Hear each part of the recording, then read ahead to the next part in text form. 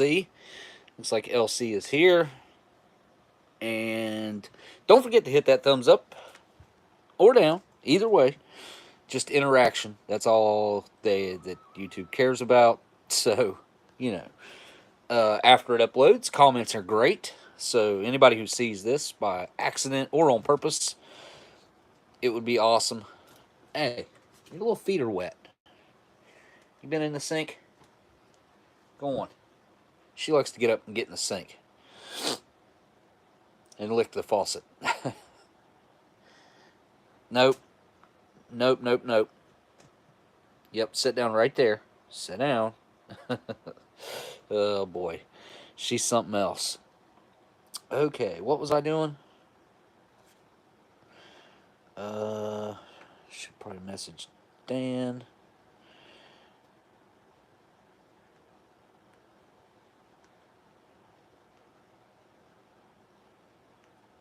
Okay. There we go. Okay, so I got a couple boxes to open up tonight. I'm going to start off with that. And then I think we're going to start off with the Meatloaf from 2005, I believe it is. Oh, wait. I thought there was a date printed on the back of this.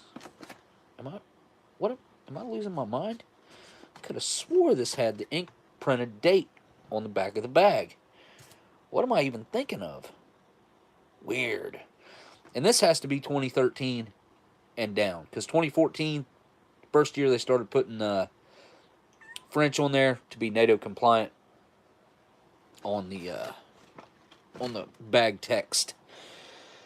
Okay, so let me see here.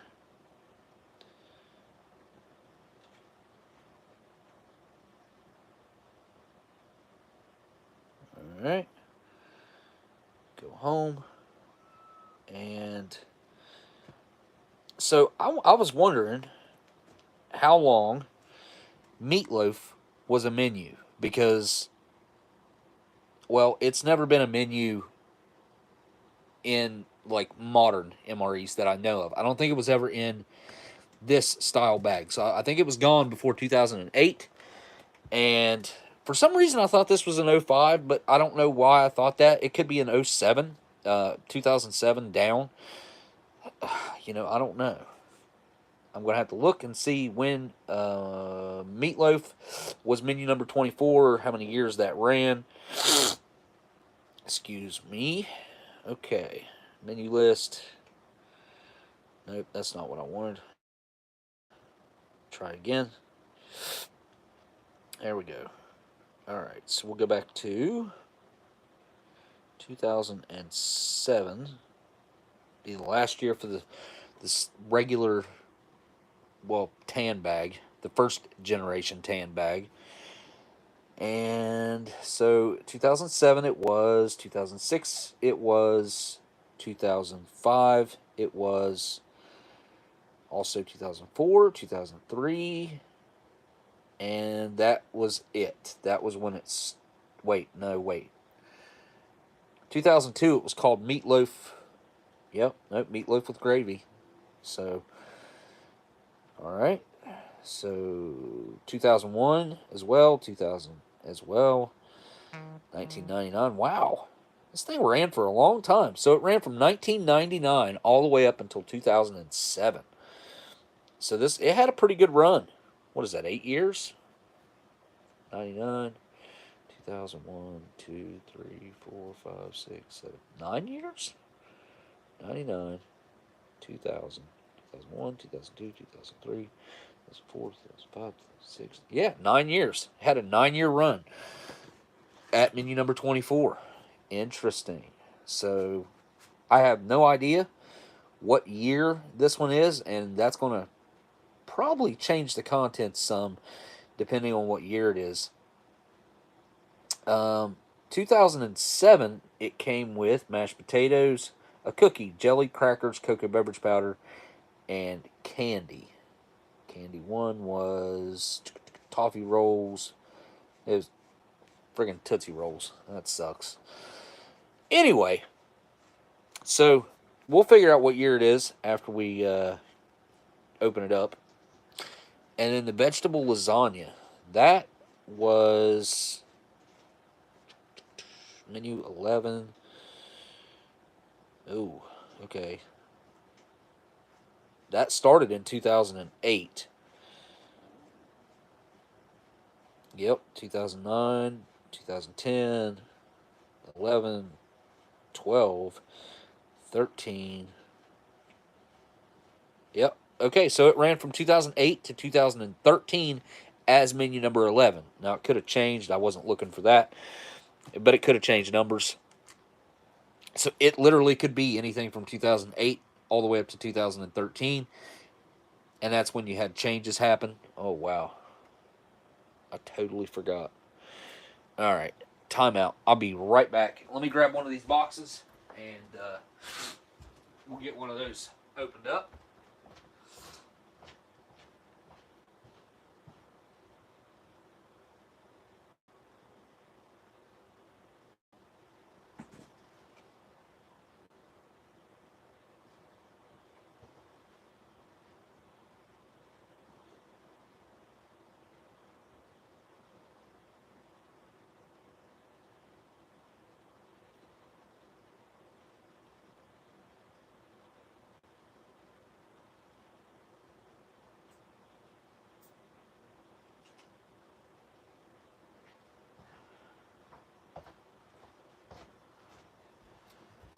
All right, so right at the top of my description is a link. Oh my God, that box is heavy. Ooh, so I got a box from Australia, from Dan, and then I've got this box right here.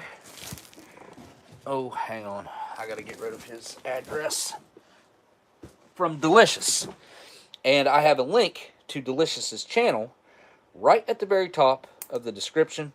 If you guys would be kind enough, even right now, to click off of this live stream and go and subscribe to Delicious's channel and check out all his videos, what he does, that would be awesome. I would be highly grateful for that. There's also Miss Renee's PayPal is down there if anybody wants to help out Miss Renee. She's not doing so well right now. She said she wasn't even going to make it. I haven't been able to really look at the chat whether or not she decided that she was feeling good enough to get in the chat or not.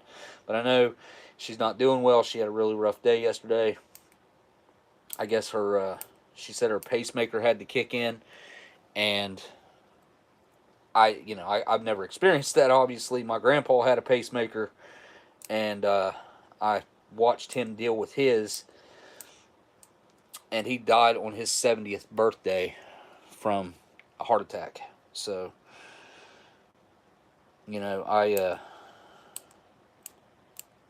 I imagine getting shocked by one would not. She said it felt worse than, or she thought it felt just as bad as getting struck by lightning. So I don't know, but I know it ain't a good thing when a pacemaker kicks in and you feel it, because I'm pretty sure my grandpa's worked on occasion, would help him out, and he wouldn't even know it really. That's why he had to have it checked. He had this really interesting machine back then. Here, I'm gonna flip the camera around. This was back in the 90s. He had this. It kind of looked like a telephone, but you hooked your telephone up to it, and it took an old landline. I think it even took a rotary. I think it was a rotary phone, or maybe that's just what he used. But the old handheld ear and talk piece. I don't know how to describe it. Most of you guys know what I'm talking about. Anyway, so he would set that, handset, the telephone, on top of this machine, and then he would hook something up to himself somehow. I don't know exactly how he done it. And they would check his pacemaker all the way in Chicago. It was interesting. It was really cool because it's the technology back then was different. It was just different. To me, it was fascinating that they could be all the way in Chicago and be checking on his pacemaker in West Virginia. So most of you guys that look on eBay at Rations and whatnot probably saw that case of MCIs that was for sale in there. I wish I could have bought it. Probably going to kick myself for not ponying up and spending the money to buy it. I don't even know what it ended up selling for. but it was like almost at $1,000, which I think is awesome for the fella that it belonged to, which was this guy's neighbor that listed the case of, and they looked, the case looked fabulous. Like it, I didn't see any stains on it. It looked really clean. It looked really, really good. And I thought, man, it just, the story that he said that his neighbor, it belongs to his neighbor, like I said, and there's a picture of his neighbor in the listing on eBay. And his neighbor looked so much like my grandpa, like it wasn't even funny. I don't think I have a picture of my grandpa handy, but eerie resemblance. Like if I was to turn my head and look at that picture and glance at it, I'd be like, "Is that a picture of my grandpa?" Looks a lot like my grandpa, and that's really what made me think like I need to message this guy and kind of talk to him a little bit. So I did, and I don't know. We've shot some messages back and forth and talked about maybe doing some sort of interview with his neighbor. He's mentioned something about maybe being in the chat tonight, which could be cool. And like I said, he said he's all the time talking about his service, and I'm sure he's got some cool ration stories. Most guys do, at least a little bit. And then they also have cool ration, like, well, they have cool stories from there if they're willing to talk about it, which he obviously is. History Savior with a super chat. Much love, man. Sorry for the absence. Been traveling a lot. Dude, that's awesome. don't apologize for that. That's great. Got to work. Send you the one chip challenge. Oh man, I really do want to do that. And as a matter of fact, I probably have one of the oldest one chip. I don't know how many people got them left laying around from the first era. I do have a first era one chip setting somewhere back here. Or it might have been a second generation. I think it was a first generation though that I have. And I was going to do the Death Nut challenge. This is the first era Death Nut challenge right here. It is the first era. And I started to prep myself to do the. By the way, thank you for the super chat, History Savior. Guys, there's a link to History Savior's channel. I watched some of his videos there recently. I started watching the. Well, I think I finished it. Watching the one about Gettysburg. So I highly recommend going and checking out History Savior's channel. Link in my description. Go ahead and click that. Go subscribe to his channel. I'd appreciate it. So, anyway, what I was going to say was I started to prep myself. I spent like 4 days, Sunday, Monday, Tuesday, Wednesday. Like every day I was eating hotter stuff, just trying to kind of condition my palate. You can, and I have, built my tolerance up to heat. That's in my opinion, that's the best way to go about it. Now, that's personal opinion. Some people are better off to just do it one time and be done with it. I prefer to build myself to that point and just hotter and hotter stuff as I go along. But I did this, and on the fourth day, I woke up with, I was starting, like I could tell, I was starting to have a pancreatic attack. So I was able to stop it, I guess. I mean, I did everything that I could that I knew that like might help, and it stopped and went away. Had I had another attack of pancreatitis, I mean, look, I was in the hospital last time for almost 11 days. I think it might have been 11 days, 10 or 11 days. The bill from that was $25,000? I can't do that. It doesn't make any sense for me to hurt myself. Now, I have been over the past, I think I'm about 11, 12 days into this new diet where I've been cutting sugar out. I've been cutting soda out. I allow myself one soda a day because I was getting headaches if I didn't have it. But now I think I could probably cut it out and be good, because today I've had less than half a soda because I let it sit there and get hot, and I put it in the fridge, and it's in the fridge right now, and it's less, it's more than half a soda. So, I'm doing good with that. I think I can kind of rebuild my stomach. I obviously have some sort of problem going on, and I'm sure they could probably figure out exactly what my problem is if I was to go and get a whole bunch of tests ran. I just don't know if I want to go down that road, if I can correct it myself, which is what I've been trying to do. So, anyway, long explanation. And about the old fella on eBay, I'm trying to set up something, or I'm talking to him, and I'm not going to be able to get to it for a little bit. But maybe we can set up some sort of interview. I don't know where he lives at. If he lived close enough to drive, I would drive there and just do a personal interview and actually film it, and maybe try to, and maybe take some rations and show him open up some rations with him. It could be cool. It could be cool. What's first on YouTube?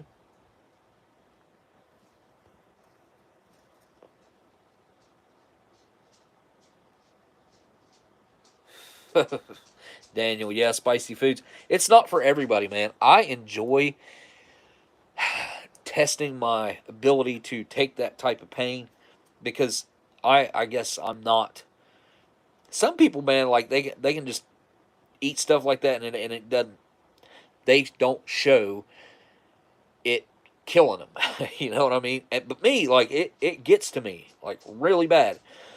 But I also kind of enjoy like the after effects, and you get an endorphin rush, like without injuring yourself. You get this endorphin rush that's kind of interesting. It's kind of a whole process and part of it. So that's kind of cool. I mean, anybody that you see that does an extreme spicy challenge type thing, like really spicy, and some guys like Johnny Scoville, he stops in the live streams a lot. The guy that came up with this Death Nut challenge,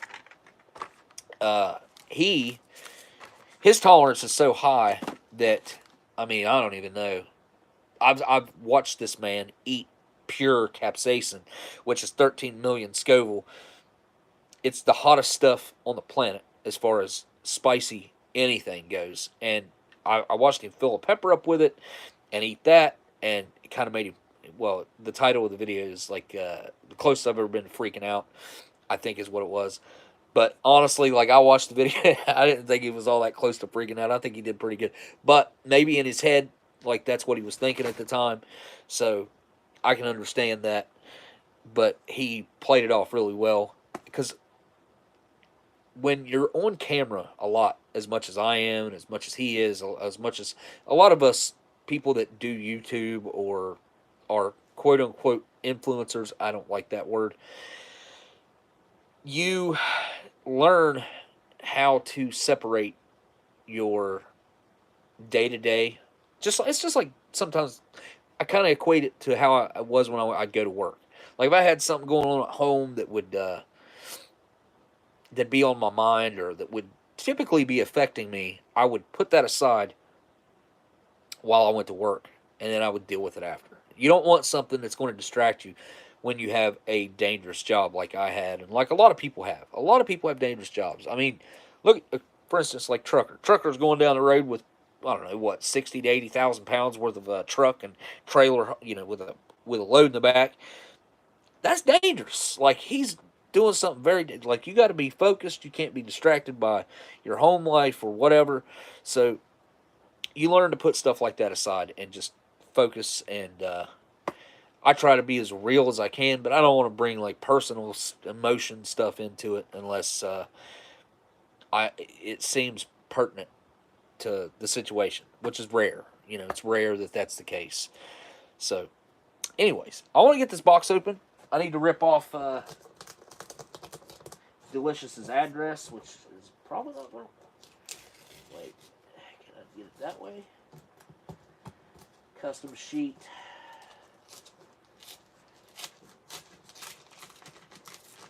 There we go. There we go. All right. Custom sheet. Set that over there. And you can still see.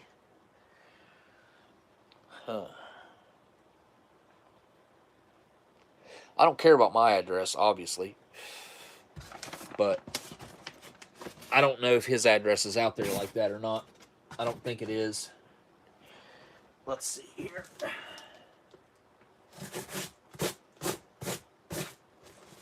I peel this off? You know what? I got a marker right here. I'll just take care of it that way.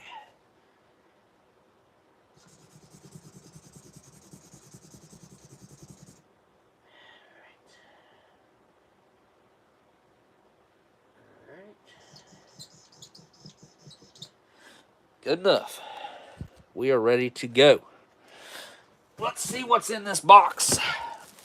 It's a very large box. Not as heavy as I expected, but it appears to be untouched by the old ration bandits. All right. At Customs.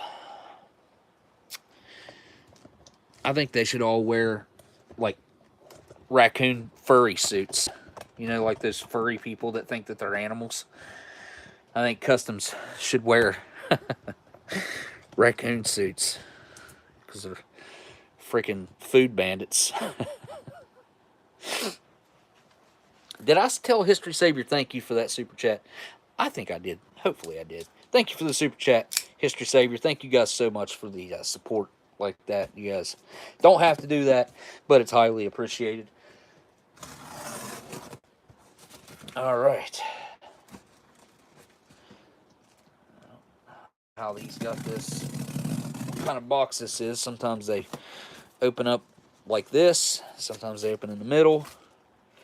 Looks like this one might be like this. All right. There we go. Oh, wait. Nope, this is not the top.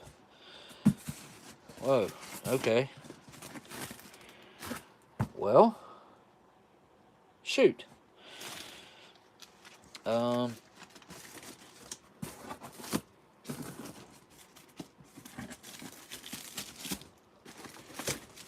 right. Put my knife away.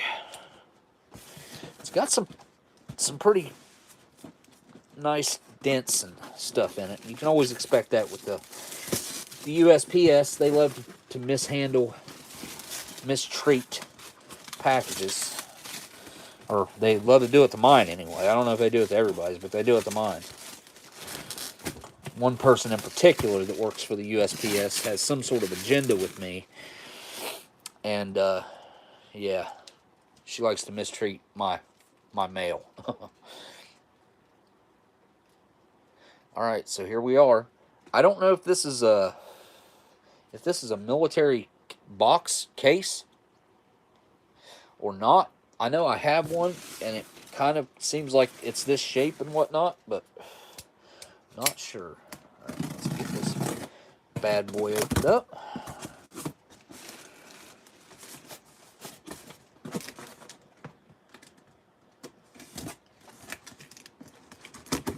All right. You can always count on Delicious to package things very well. And he usually throws in something extra, which is fantastic. And the reason that he started doing that, same reason Housel or Ollie over on MRE Info, when he sends a package over here, he'll throw like candy bars and stuff in. That way, if Customs does open it, sometimes they'll just take the candy bars and leave everything alone, and it makes them happy. Like they just eat the candy bars. I know it sounds silly, but it happens. It's kind of a weird trade that we're in. But, you know, to each their own. All right. So we got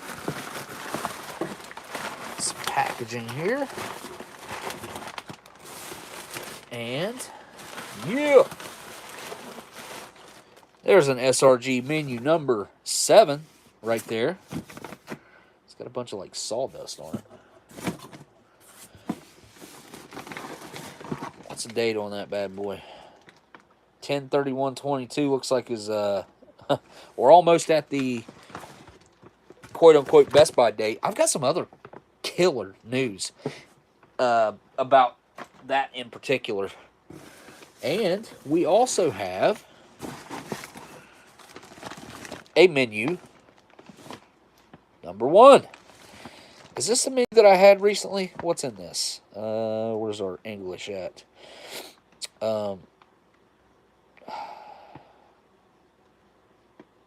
Tyrol canned meat. Tyrol. Chicken stew, honey, raspberry flavored instant tea, banana flavored drink, and chocolate calcium. Crisp bread. Meal B is meatballs and vegetable sauce. I think this is the same menu that I just had. Well, like the same. Is this the same one that I just auctioned off? It may be. Freeze dried fruit, bacon. Oh, yum. There's the bacon. This freaking stuff is awesome. Meal C, bacon candy, crisp breads. Meal A, I don't know what that is, but it says chicken stew after it. Yeah, this might be the same as the menu that we just had. And there's something else in here as well. In this, oh, it's vintage smokes. Let me get this box out of the way. Put these stuffings back in here. Oh.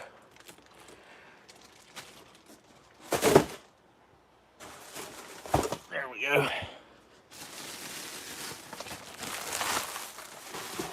All right. What do we have here?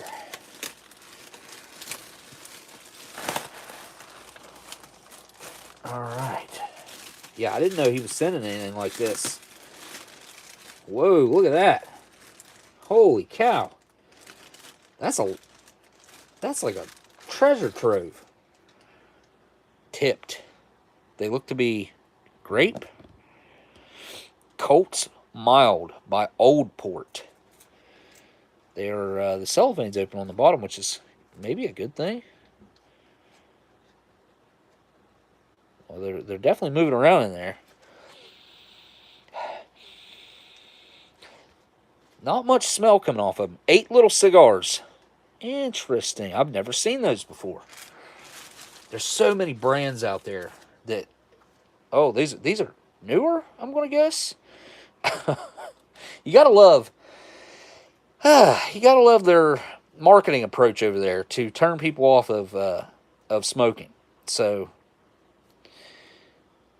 There's retail price RS54. Is that that's not ruble? They don't use rubles, do they? I don't know. Maybe sales tax is RS918. I'm sure someone in the chat can probably tell me. I'm not going to leave that sitting out just in case, you know, because YouTube's weird like that.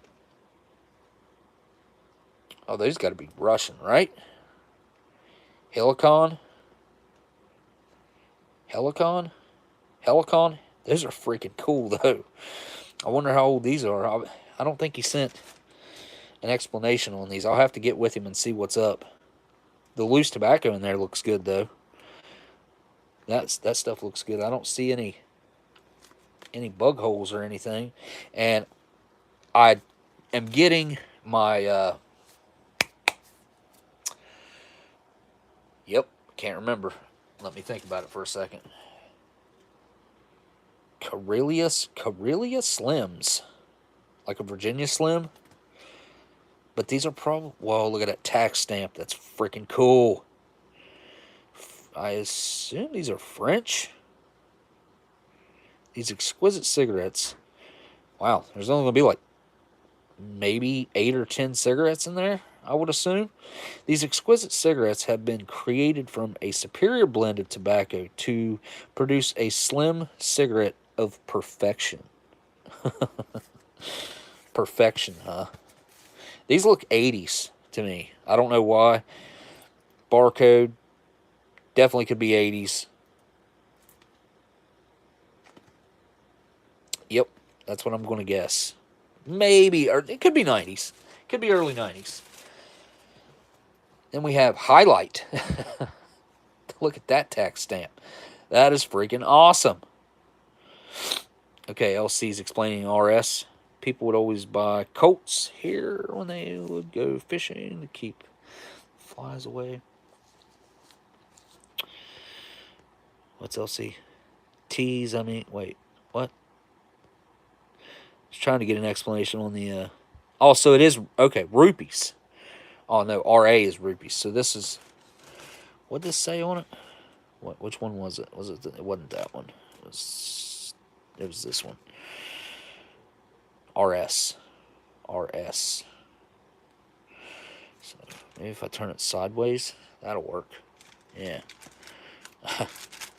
Maybe not. Anyways, these highlights. Oh, these are going to be like, what, Chinese? Is that Chinese? Uh-oh. That's not a good sign. You guys see that? That is a bug hole. That is a weeble hole.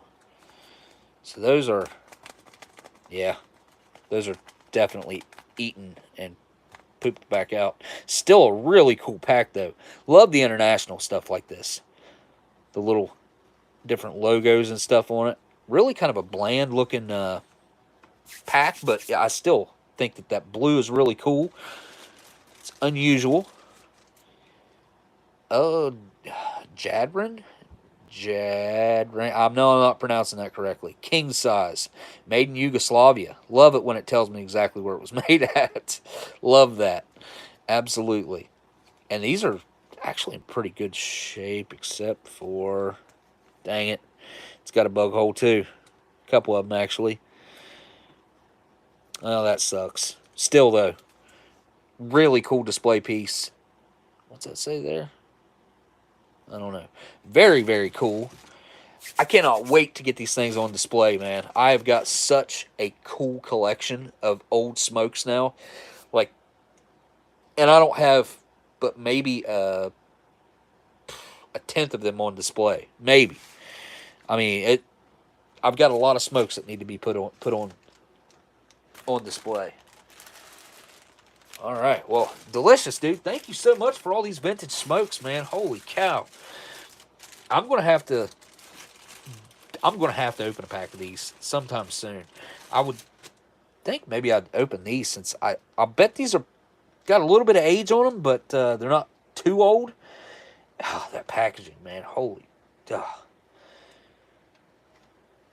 smoking causes gangrene, it says. Oh my goodness.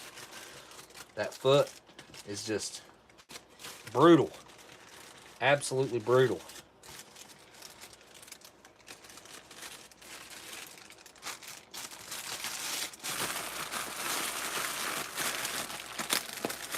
There we go. All right. Well, Delicious definitely hooked it up. That's for sure. We got all these smokes. And we got these two SRGs. Let's see what's in menu number 7 real quick.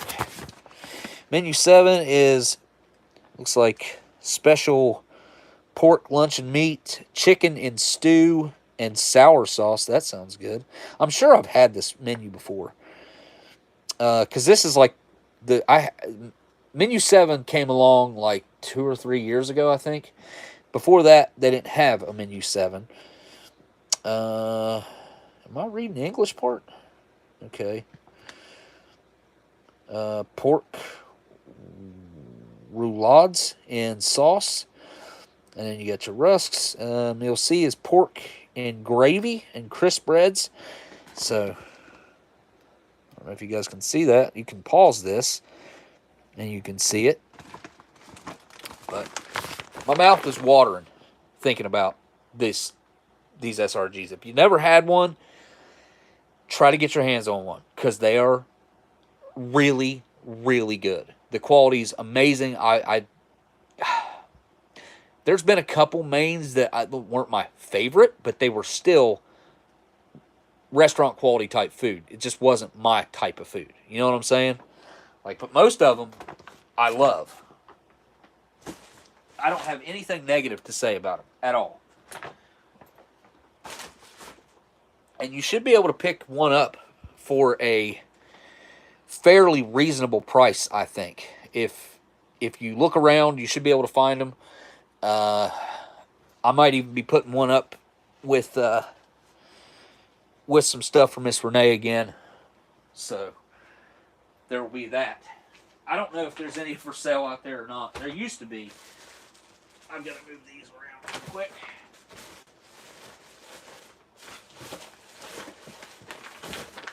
All right.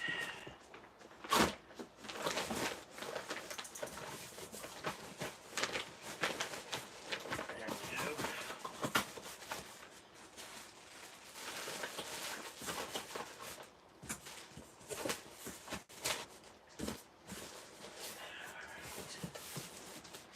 All right, now we got this box from Dan that feels like it weighs about, I don't know, what's this weigh?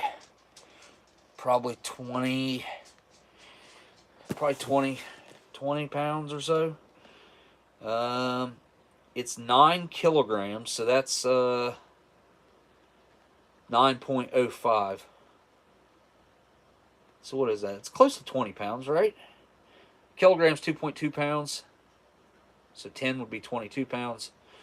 So, yeah, it's got to be close to 20 pounds. Let me see if I can pull off this custom slip. Maybe.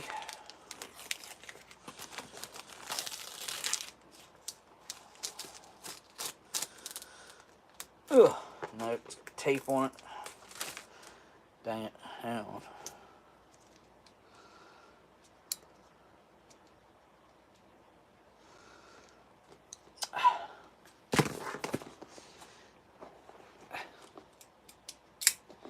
Had it locked.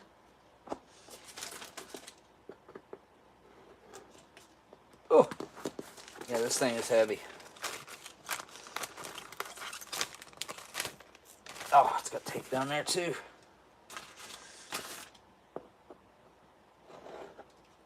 Alright. You guys are going to crap when you see the postage on this. Unfreaking real. How much it costs to ship things to and from Australia. Whew. Look at that. $162.85. Australian dollars. I don't know what that equates to in US money, but like, that's a lot. That is a lot. That right there, that reason right there is why you pay so much for CR1Ms. Because it costs so much to get them here. Plus, they're not cheap to buy over there either, exactly. They're pretty expensive for a hometown ration. Like, you know, for your home country's ration. They pay a little more than, you know, I think they're worth usually over there. You know what I'm saying? Like, we were, like, over here when we buy our 24-hour rations, which is a first strike ration, typically you don't want to pay over 20 bucks for them. Like, 20 bucks is really the top number you want to pay for one of those. And you want to buy them considerably cheaper than that if you buy a case. So I don't know how to open this. Ugh. It's definitely heavy. I think I'm going to open it from the end down here. Let me back the camera out a little bit since I can. I think that's going to be the way I'm going to have to do it. That doesn't look like it has a flap to open. Yeah, it does. Okay. All right. Well, the box is too big to really fit on camera, so let me get this end opened up, and then we'll go from there. Oh, cool. Is this an actual CR1M case? I think it is. Look at this. It's got a friggin' range card in here. Standard range card. That is cool. Let me just pick the camera up real quick, since I'm not even plugged in at the moment. Here we go. Yeah, that, I dig that. Oh, Dan says it is. So I'm going to keep this box for display. I will do my best to clean it up.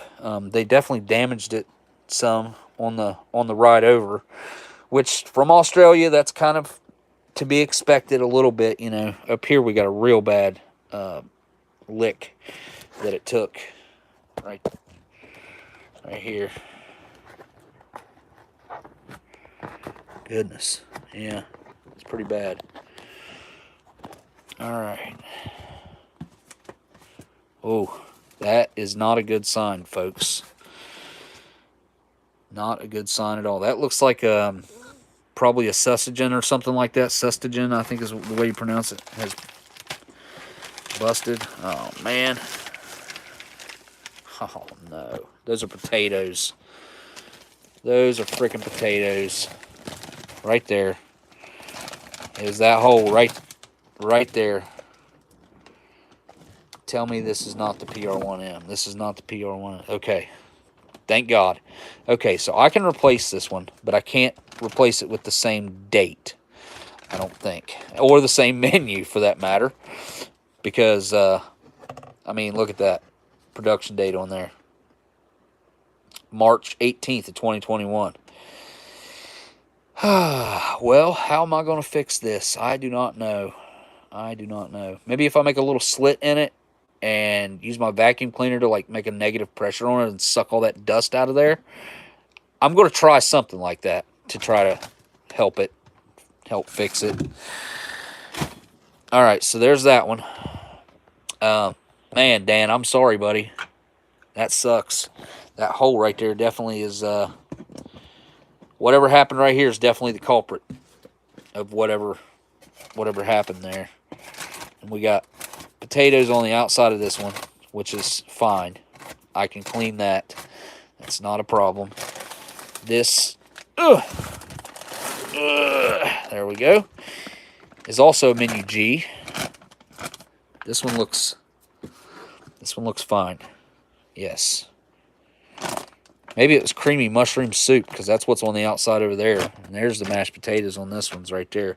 I didn't even look. Kind of smells like it might be the mushroom soup. Let me see here. Put the camera down for a second. Yeah, that's probably mushroom soup.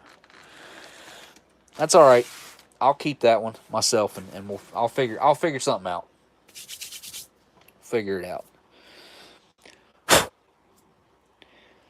Yeah, I didn't expect that. Honestly, I thought maybe that was damage that was already there before he packed it or something. But nope, that obviously happened in the trip. So this has the same date. It's the same menu number, or menu G. So I'll set that one back here. All right. There we go. Now we've got a menu D with the February 1st, 2021 date. Very, very, very fresh. Very fresh for CR1Ms. Like, extremely fresh, in my opinion. All right. Oh, there's another one in here. Menu B. So we got B, D, and G so far. And the date on this one is January 15th of 2021. There we go. Protein drink on the end there. That one looks to be in good shape. And, oh, what's this? Chewums?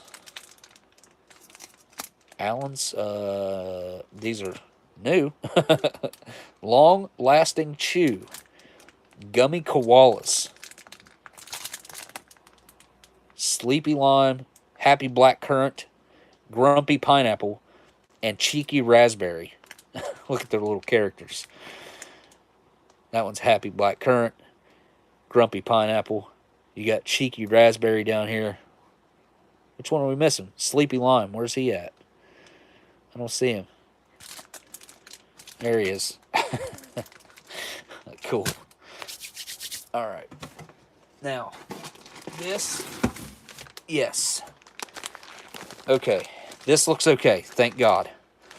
This is the PR1M that he sent from Miss Renee. It is a menu E. As you can see here, PR1M 3/27/18. This is a freeze-dried version of the CR1M, basically.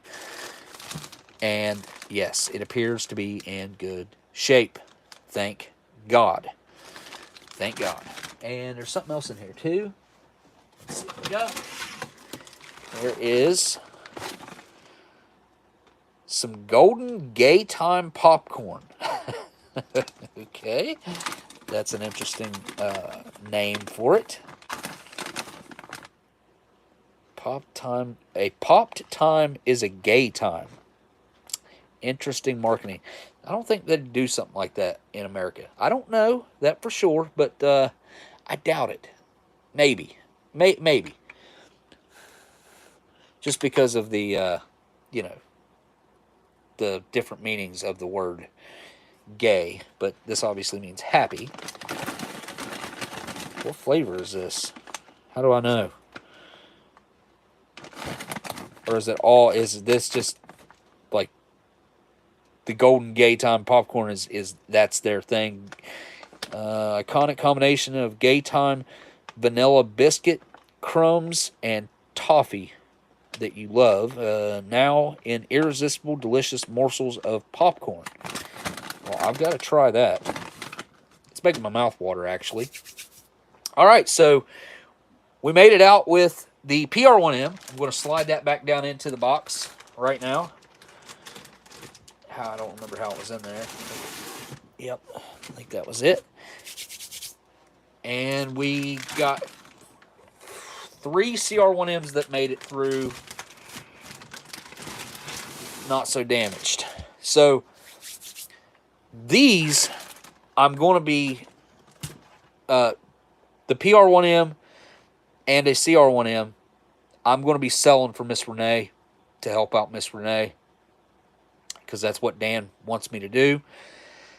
And the way I'm going to do that is the next live stream that I do, I believe this is how I'm going to do it. I'm going to list them as we're on the live stream on eBay. And that will give it 1 week setting on eBay. And then a week later, I'll be doing a live stream again. And while I'm doing that live stream, that ration will, both those rations will end during the live stream, because it'll be a 7-day auction. So that's how I think I'm going to do that.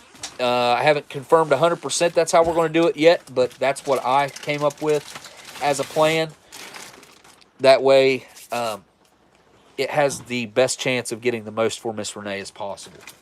So that one I'm not even going to put back in here, and I need to clean this one off. I need to just wipe it off right now.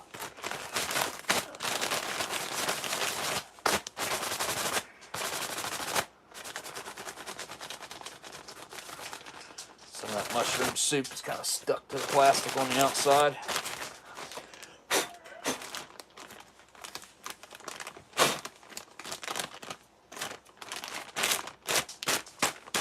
Okay. It's in the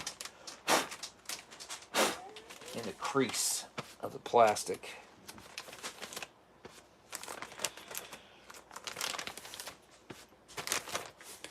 This reminds me of cleaning my air conditioner yesterday. I cleaned my air conditioner. I cleaned it real good, all the different areas I don't usually hit when I clean it.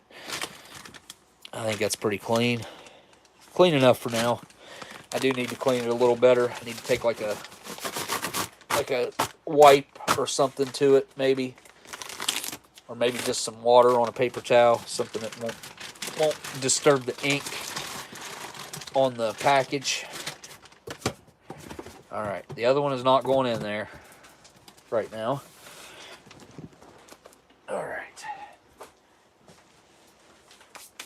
my hands are sticky. I guess that mushroom soup's a little sticky. I'm going to set this one over here out of the way and see what I can do about fixing it. Gail, Smokey, the quilt is going to be, going to the machine next Friday to be quilted. Oh, wow. Okay. I didn't know that was a thing. When did you say? Next Friday.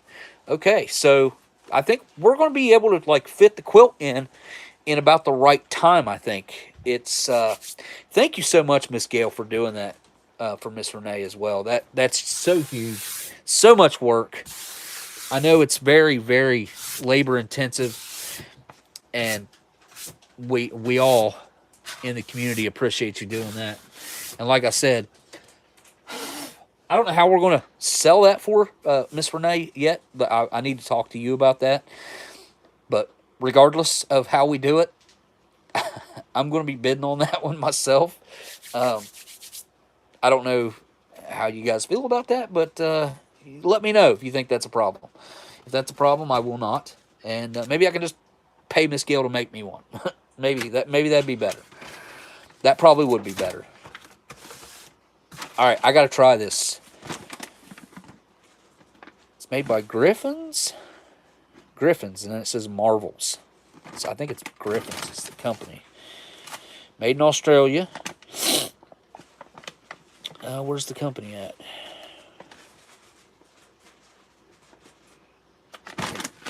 Anyway, let me use my knife so I don't mangle it.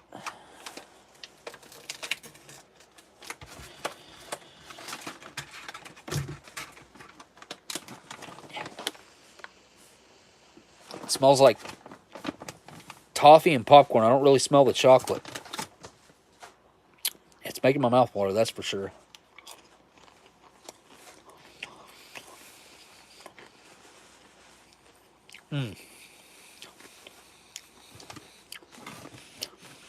I gotta get a piece with chocolate. I think that was like a cookie or maybe a vanilla piece. I think they're different. Like this is a chocolate one. Somebody's birthday? Wow, 75. Congratulations. Who's 75? Because that's awesome. I hope I make it that long.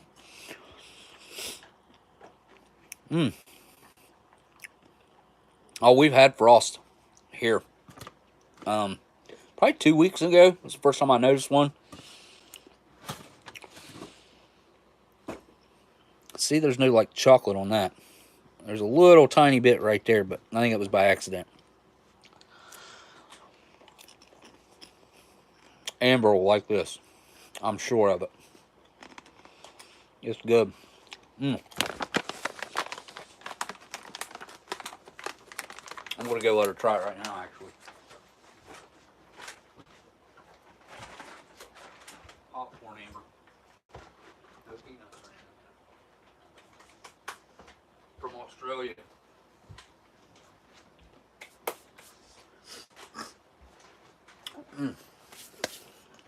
Alright, I got to try these too.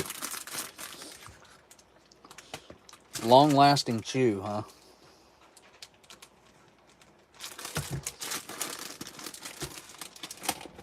We'll see about that. I'm going to go for the black currant since that's a flavor I don't see. I've actually seen black currant for sale in a couple stores lately.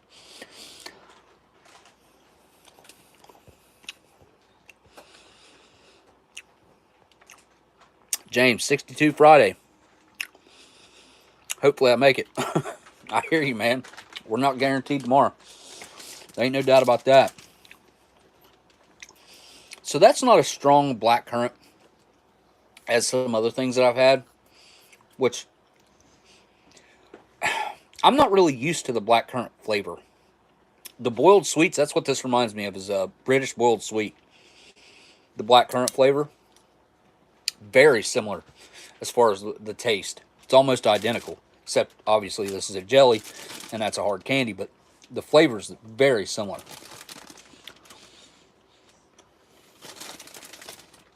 They are kind of chewy, you know, like,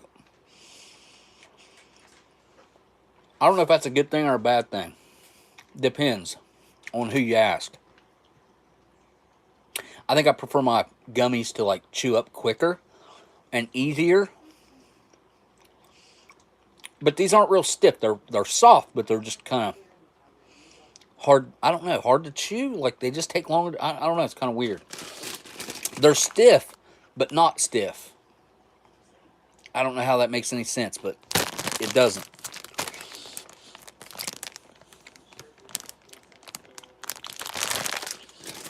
I want to try them all. I think I just had pineapple. Yeah, there's Wait. I don't know. Oh, yeah. Yeah, that was the pineapple. This is the lime.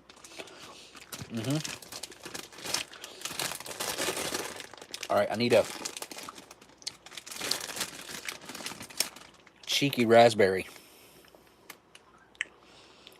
It's like showing his butt right here. He doesn't look like that here. He's sticking his tongue out. You guys see it?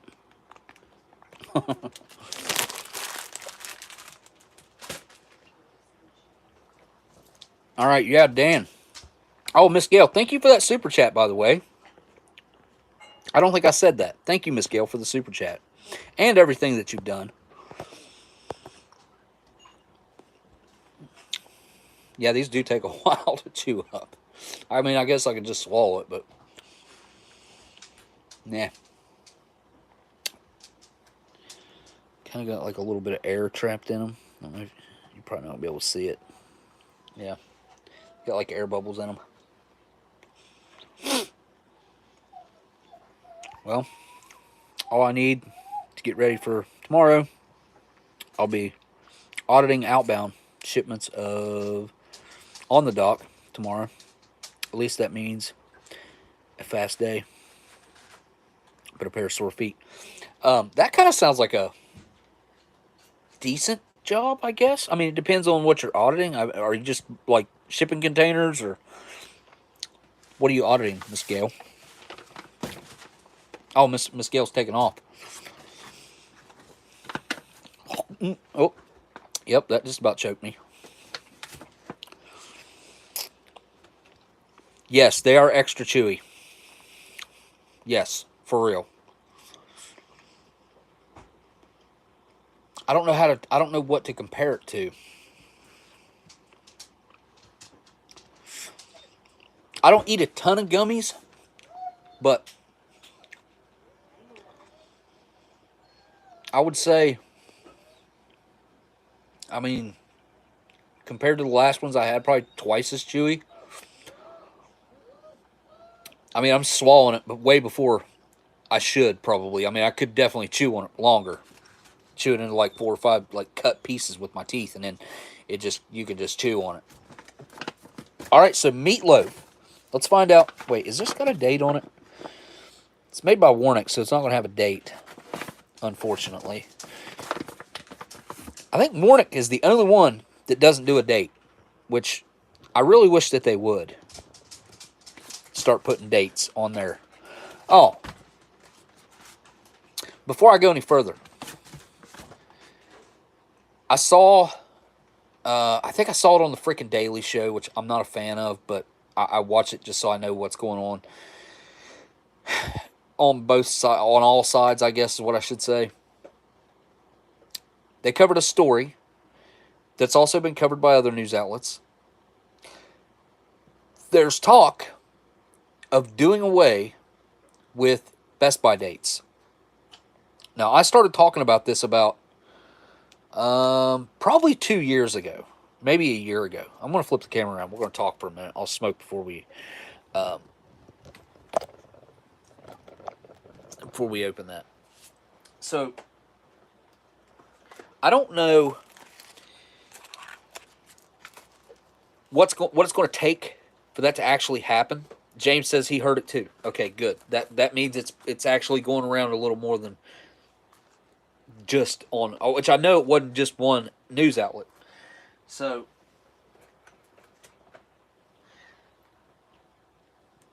I've been talking about this for about 2 years, and saying that I would like for something to be done, not necessarily do away with dates. I think dates are important to have on packaging.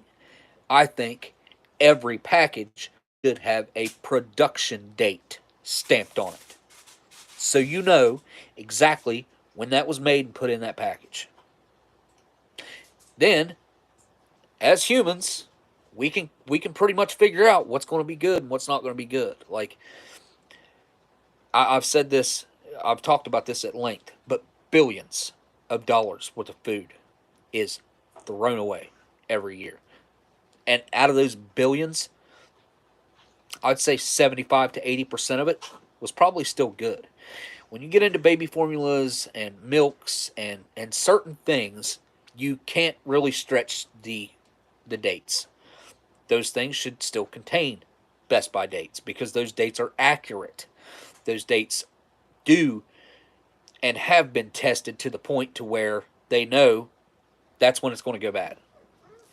And if it's kept in a hot car or something like that, it's going to go bad even quicker than that. You're not even going to make it to that date. That's in like normal conditions. It'll state it right on the package, on the baby formula, or whatever. It's got to be kept inside a certain temperature. If it's open, it's got to be kept in the refrigerator, etc. So, I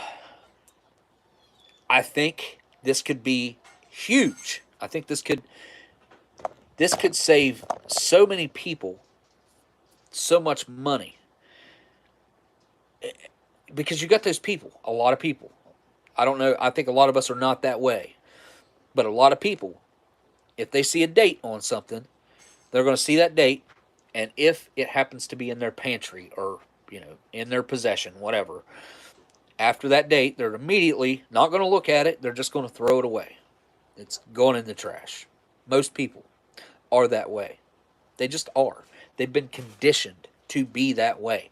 I don't know if it's just an American thing. It's all over the world, but it's definitely predominant in America. Like it's just something that's been ingrained in most people to pay attention to those dates. And a long time ago, I was probably the same way. I probably always stretched dates a little further than some, but it really does need to be based on your own judgment, really. I mean, you can tell if something's bad or not. Like canned food. Pick up a can and it's swelled up, pretty good chance you shouldn't eat it, right? Common sense. Just use common sense. If it doesn't smell right, don't eat it. If it don't look right, don't eat it. The simple tests that we do as vintage food collectors and eaters, like myself, you use common sense. It's pretty simple, in my opinion. I know there are going to be people out there that ain't going to get it. I think most people will, though. I hope this trend that they're talking about continues.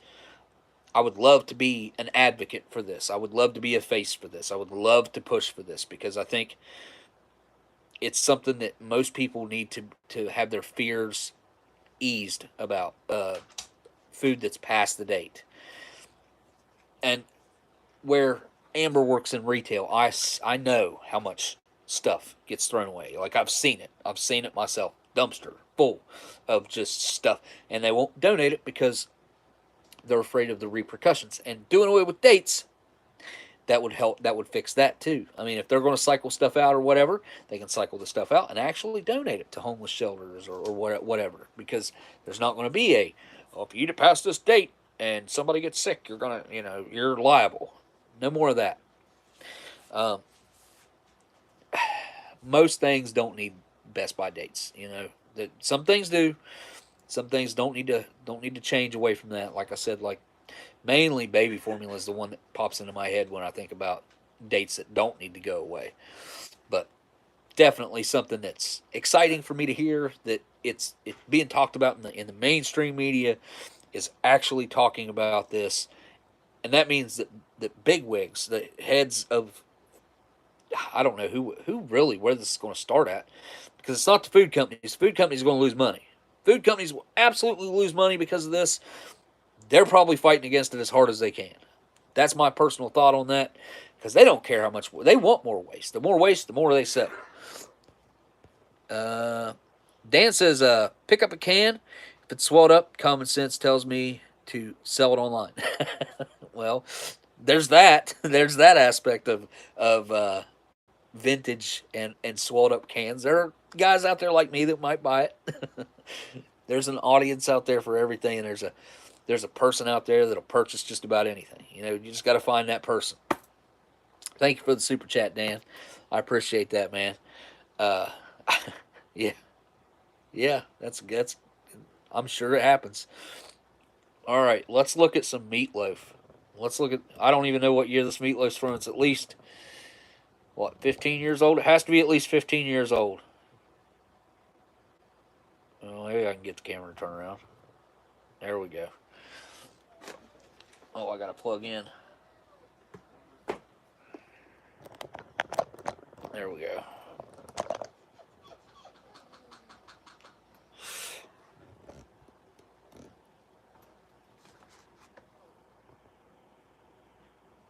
Oops.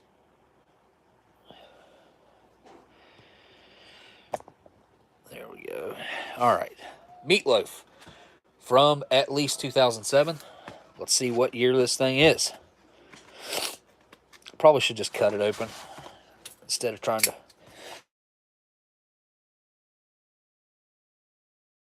work it, just mangles the bag.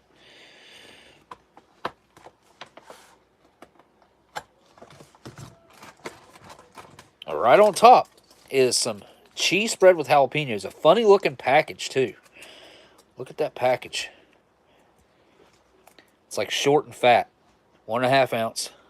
You know, they didn't do that till they switched over to the 1 ounce, what, 2015, 16, something like that, maybe 17. Yeah, they definitely changed that. Cheeses and peanut butters. All right, what else we got in here? We have our, wait, where's the date at? It looks like a 9. 9228. 9. Hold up. Is this really a 99? This has to be a 99.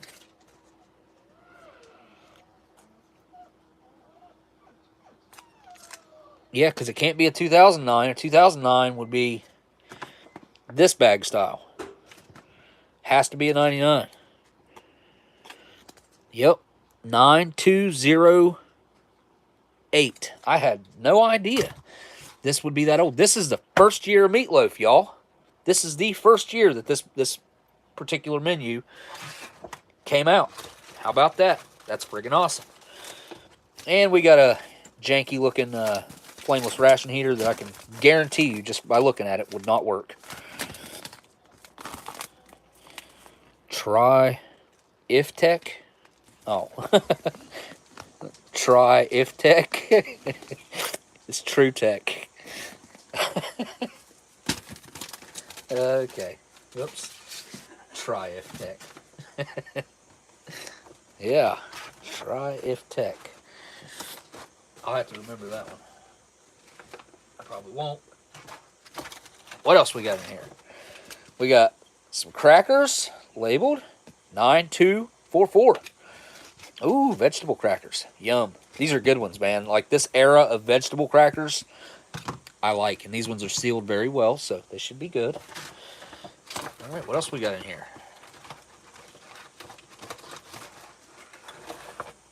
Ooh, a toaster pastry. Interesting. What flavor? Apple filling. It's an apple one. Apple. Cool. Feels like there's only one in there. One toaster pastry. Pop-Tart. Uno Pop-Tarts. We got our partially biodegradable spoon. How could something be partially biodegradable, by the way? That doesn't make a whole lot of sense. It's either biodegradable or it's not, right? I'm not wrong, right? I don't know. Maybe I'm wrong. Just doesn't sound right to me.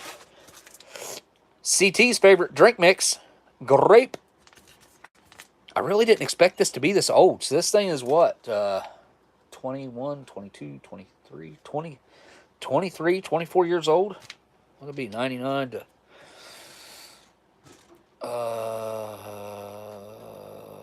it's at least 23 years old, right? Well, that feels perfect, too. Everything looks really good. I'm surprised it's in this good a shape. I had some older MREs like this that weren't in that great a shape. I have no clue where this one came from. I have no idea. But this might be one out of my 1999 case. I'll bet you that's what this is. I'll bet you that's what this is. Ooh, cool. Spiced cider, y'all. It's not apple cider. Oh, it is. Instant apple drink. I just seen spiced cider flavor. Huh.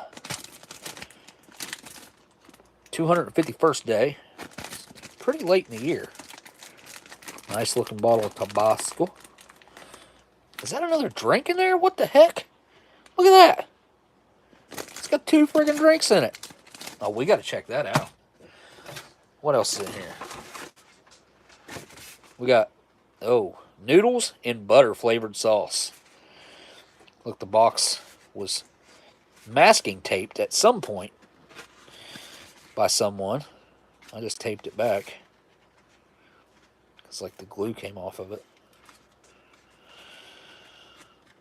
Huh. Butter noodles. All right, my experience with these is not good. They never hold up. But maybe this one's in... I remember my 99s were in pretty daggone good shape. Oh, wow, look at that. That is an old school retort right there. The noodles feel fairly firm, actually. Huh. Well, hopefully they are. What's in here? Look at that ingredients list. My gosh. Cooked enriched egg noodles. Skip the parentheses. Jeez. Liquid margarine. Skip the parentheses. My goodness. Where's it end? Where does it end? All right, that's ridiculous. Starts right there.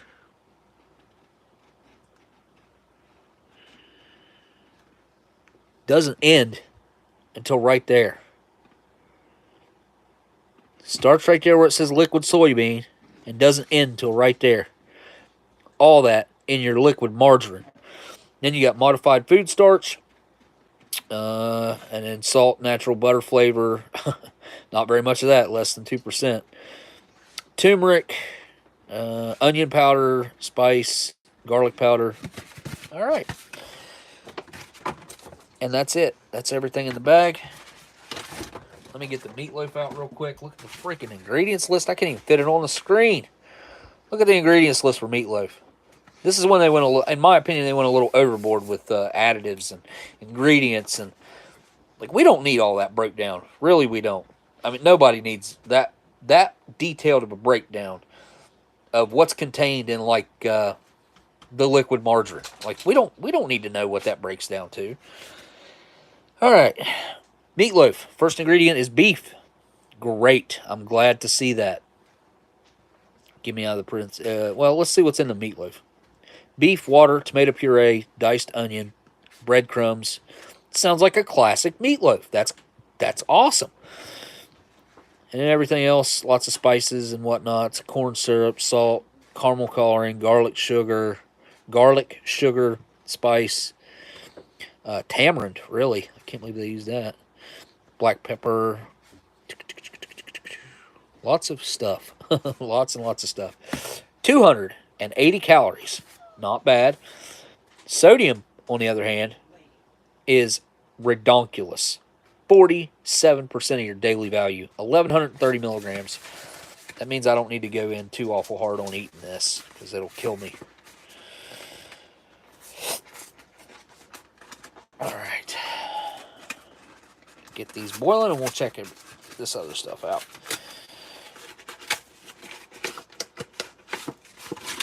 Yeah, these are old retorts. Old school retorts. Meat loaf with gravy. 228th day. Very cool. Pretty soft. Lots of gravy. All right. Yep. I can't believe this is a 99, man. If I'd have known that, I probably would have saved this for an actual review.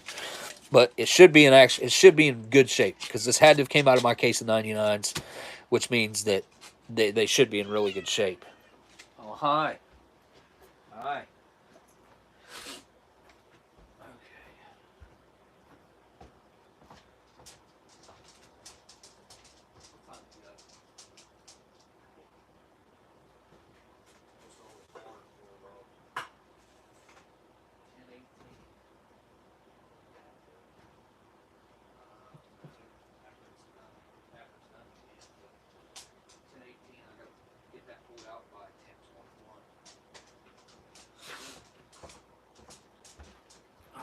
holler at me at 10:21. Okay, let's take a look at this real quick. That's about how much time I should have. Good old accessory pack.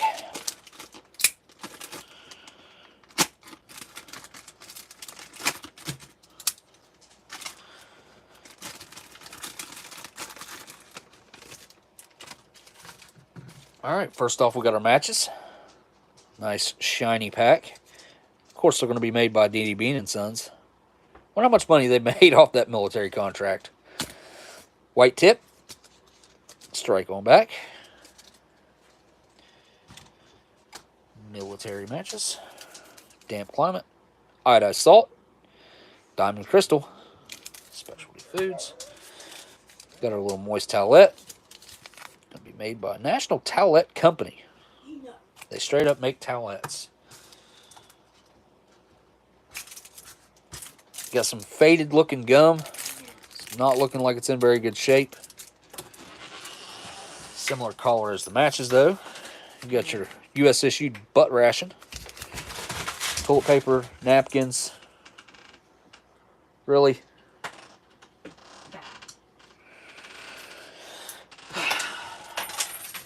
And check this out.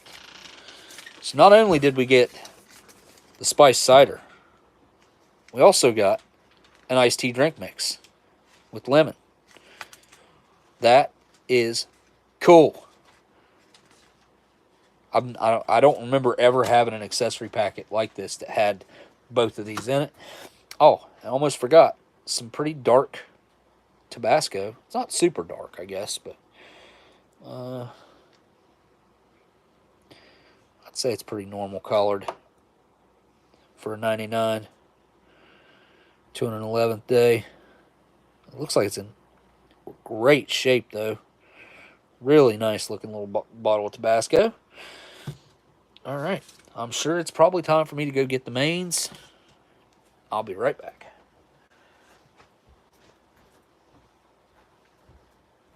$10.21.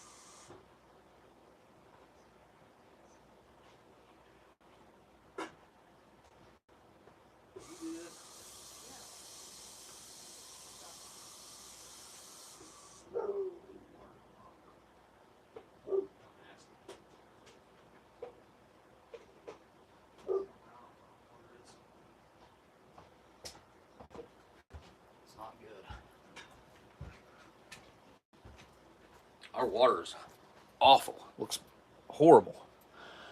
Brown water. Anybody who's been around for a minute knows that this town that I live in has some of the absolute shittiest water on the planet. Like, as far as tap water goes. What's supposed to be drinkable. Alright, that I won't use. Or that. Or those. Or that. Or that. Set that out of the way. Alright, let's get a tray up here. I'm curious to see what that... it's pretty early cheese spread with jalapenos right here. I should have known when I saw that fat pack, that short fat pack, that this was an earlier MRE.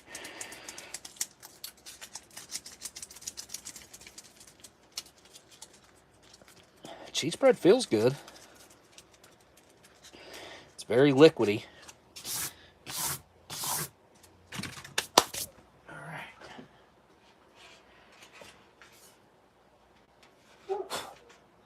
I need to talk to my neighbors and get their grandpa's name, because I use his trays all the time. Came off the USS Cascade. I hope that's the table, not the tray. It's warped. Haven't dropped it or anything. These trays are made. They're made to last, I'll tell you. There we go. Needed a little more room. Toaster pastry. Crackers. Switch places. Crackers. Great. I think I want to try the cider, which I could have that. I could have either one of them, hot or cold. I think that's the way to go with that one. Is there a boil water advisory? Which, I mean, they probably wouldn't even do it because the water's never supposed to be consumed. Huh. Because my boiled water is tap water. But as brown as it is, I don't know if I should use it. I don't know what to do. We'll go with the grape drink first. I can't believe there's 3 drinks in this. That's awesome. Especially for a 99. Like, that's awesome. They packed a lot of calories in there with that. I bet this is a pretty high calorie overall meal. 130 in that. 200 in that. So there's 330. 180. So 430, 510. 510. I got 170. So 610, 680. And then 680 plus the noodles and meatloaf, so 680 and 280. So 880, 880 plus 80, 960 plus the noodles are 190. Actually, it's pretty low calories wise, actually. It's only going to be like, well, I take that back because of these. 60 in that one. And this one's not going to tell us. Probably more. Probably closer to 100 in this one than cider. So there's, yeah, it's probably like 1250-ish calorie-wise.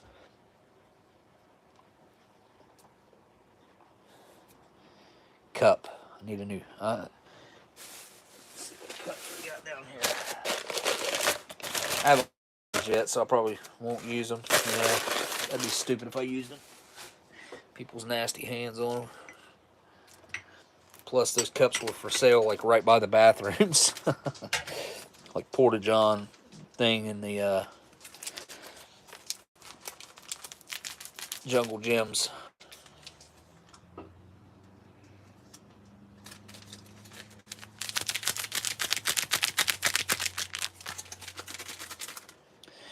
have to cut a little slit in it to get the powder to fall down. There we go.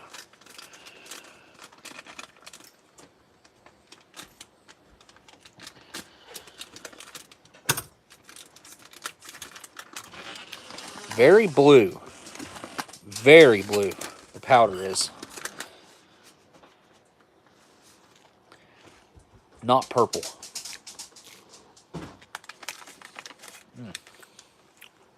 I love the powder. I love it. It tastes just like a pixie stick. Grape.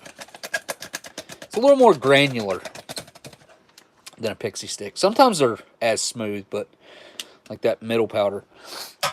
It's cool because in these, I don't know if it's, some of these are this way, like, but the older ones, like you can see the different particles in there. The darker stuff, the bigger chunk stuff, is where the collar is going to come from. And the other stuff, I think, is where the sugar and flavor comes from. That's what I think. Water. Let me go grab a water. Oh, wow.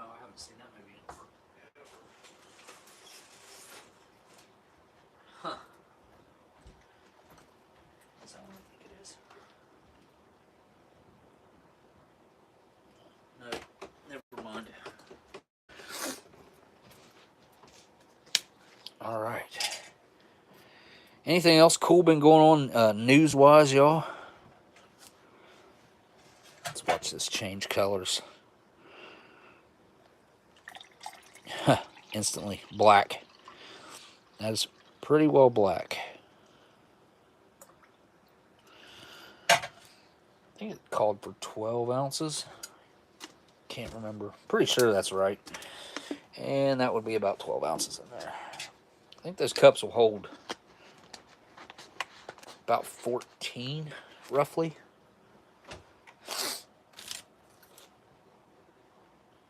I'll give it a stir.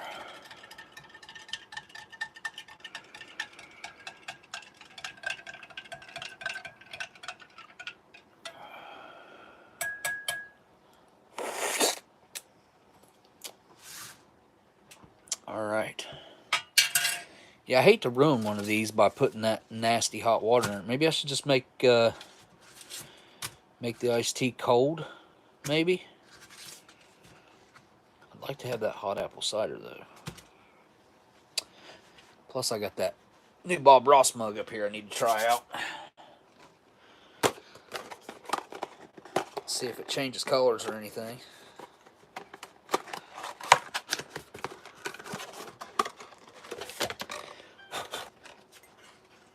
Yep.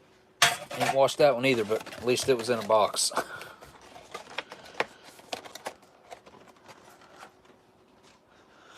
The Bob Father. Cool cup. Cool, cool, cool, cool, cool. The hotel that I stayed at in New York all the time, the Edison, there was a big famous scene of The Godfather shot. My hotel down in the lobby area. Well, really, there's a restaurant right off the lobby, but it's where Luca Brasi gets strangled in the little restaurant type thing, and that happened right there in the Edison Hotel. Pretty cool, man. Pretty cool.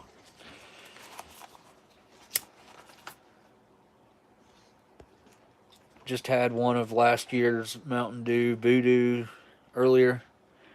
Man, these are good. Wish they'd have been permanent. The Voodoo. Oh, yeah, we had those in the black can, right?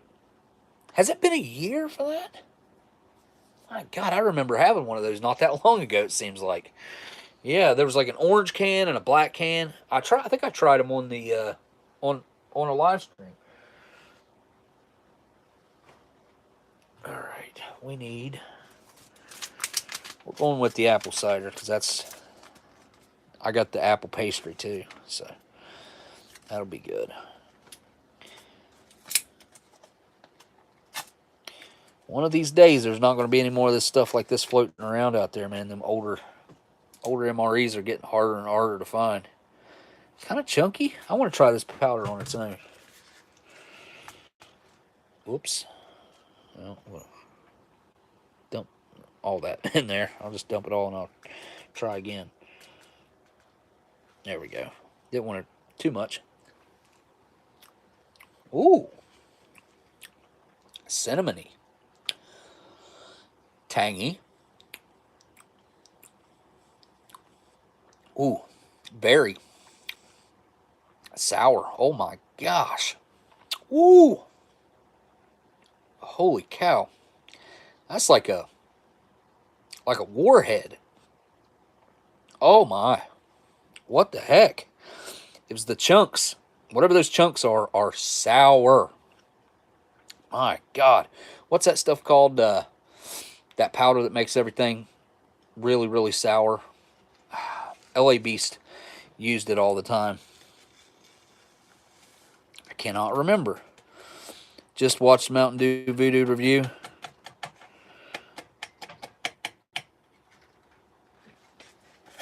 Yeah, I don't. I mean, I remember it, but I don't remember it being that long ago that I had that though. It seems like I remember my son because I tried him here on the live stream, then I put him in the fridge and he drank some, and he told me that he liked the like low sugar one better than he liked the one with sugar. I think is the way that went. I think.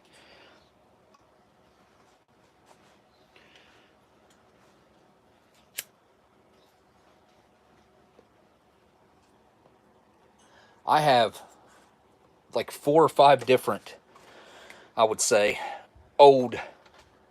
Some of them in my refrigerator right now. I have sodas. Like I have a ginger Mountain Dew from last year, I think. Then I have I've got different stuff in there, man. Like I got like an old Pepsi in there, and Crystal Pepsi. I've noticed it does not hold up. Crystal Pepsi, no matter how well you store it, it does not hold up.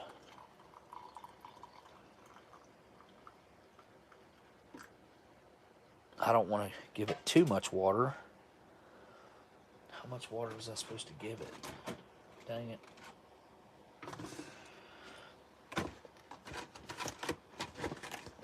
Let me check. Didn't even look.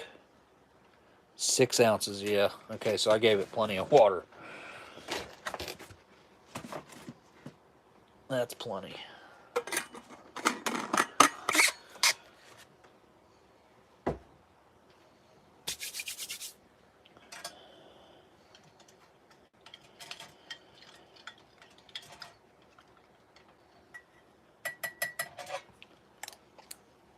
Doesn't look like it changes or anything. No color change. Alright. Vegetable crackers. Let's see if we get a hiss. Yep.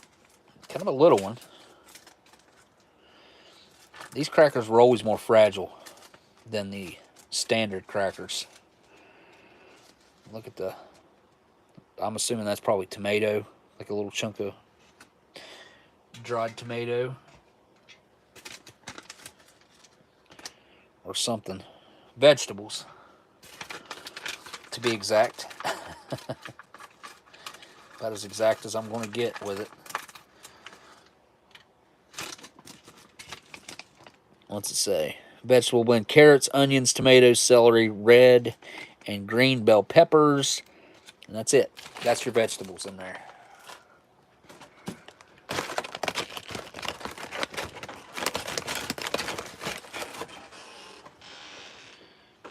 Toaster pastry. Let's see if it's in another package. Where'd you go? My tires. Why? Because they were low. It shouldn't be. Still. Looks like we got only one. Interesting. Oh, and it's like, wow. Look at that thing. Smells a little weird. Kind of smells like apple a little bit. But it smells more like a wheat dough or something. Huh. I don't know that I've ever had one like that, covered with like sugar and cinnamon like that.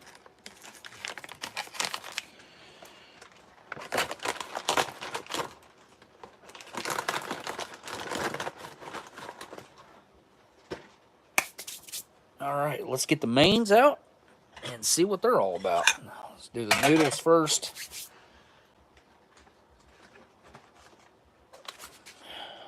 Yeah, they're still nice and hot.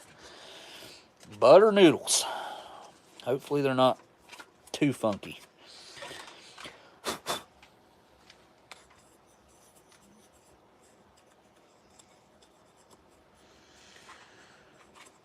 the heck? All right. Yeah. Well, those look way better than other ones that I've had.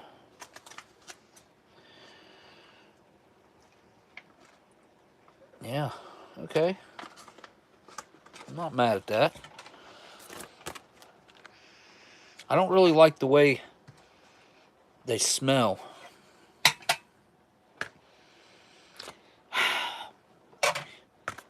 Pretty classic retort smell. There's also some sort of herb or something that I don't like that I smell in that.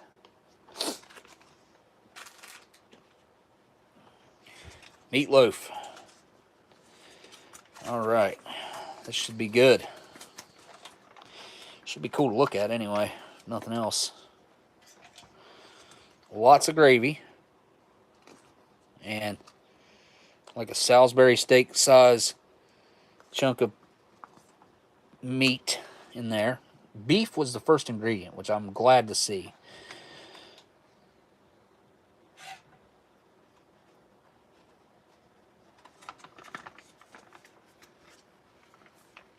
It should be like an onion gravy. You know, I mean, it looks looks an awful lot like Salisbury steak to me, but I guess you can call it meatloaf. It does have breadcrumbs in it, according to the ingredients list, so I don't know that Salisbury steak has that.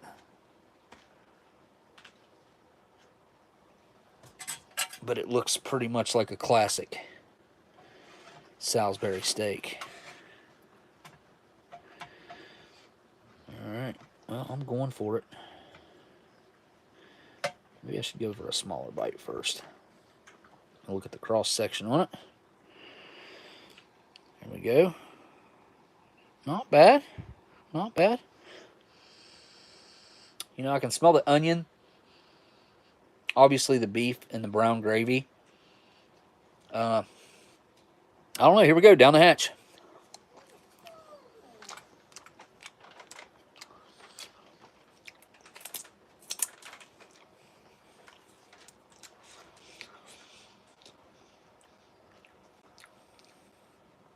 That's Salisbury steak with a twist. I mean, it's very similar. What even makes it different? I can't even put my finger on what would make that different from a Salisbury steak. Obviously, it's salty. The texture is pretty soft. I mean, it's not super soft. It does have a chew to it, which I don't mind this at all. It's not bad. The onion is also another pretty prevalent flavor on my palate right now. Slightly picking up on a little metallic, and I did not boil this very long at all. Like, it's not super, super hot right now because I didn't boil it very long. Okay, well, here we go.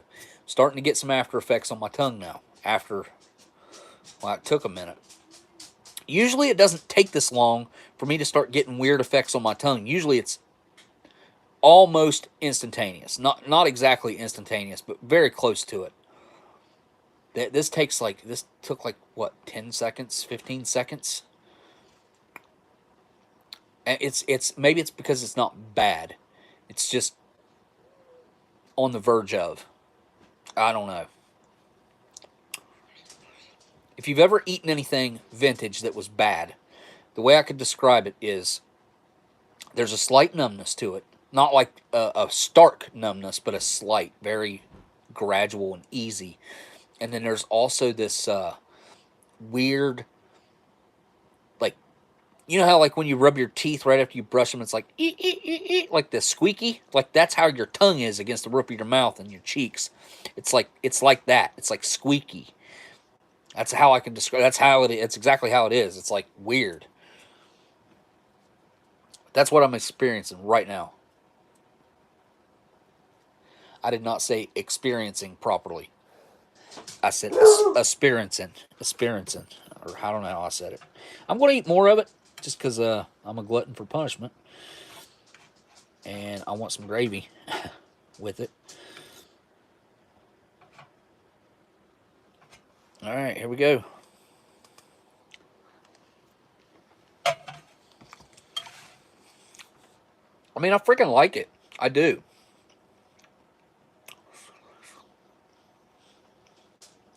It is soft, like exactly like what you think it would be. That's how it is. Like, I know most of you can imagine exactly what this would be like. It's just like a Salisbury steak texture.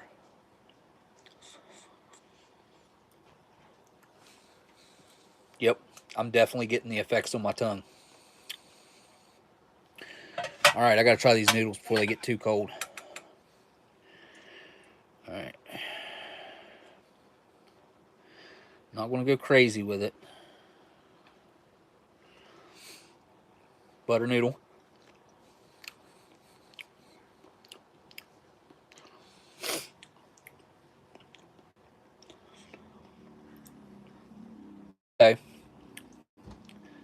Not horrible, but not good either. The texture's not bad. They're not insanely soft like other ones that I've had before. These are not too bad. And honestly, like, man, I don't like that weird numbness that I'm getting under my tongue from this Salisbury steak. Or, oops, meatloaf. But I'm going to eat more of it. I'm not going to eat too much because I have a feeling this is a stomach ache waiting to happen. But I'm going to try it with the noodles and the meatloaf all together because I'm pretty sure that's how it's intended.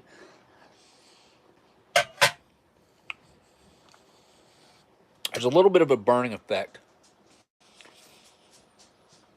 happening to my tongue. Yeah, I've got to call it quits on that. Have to.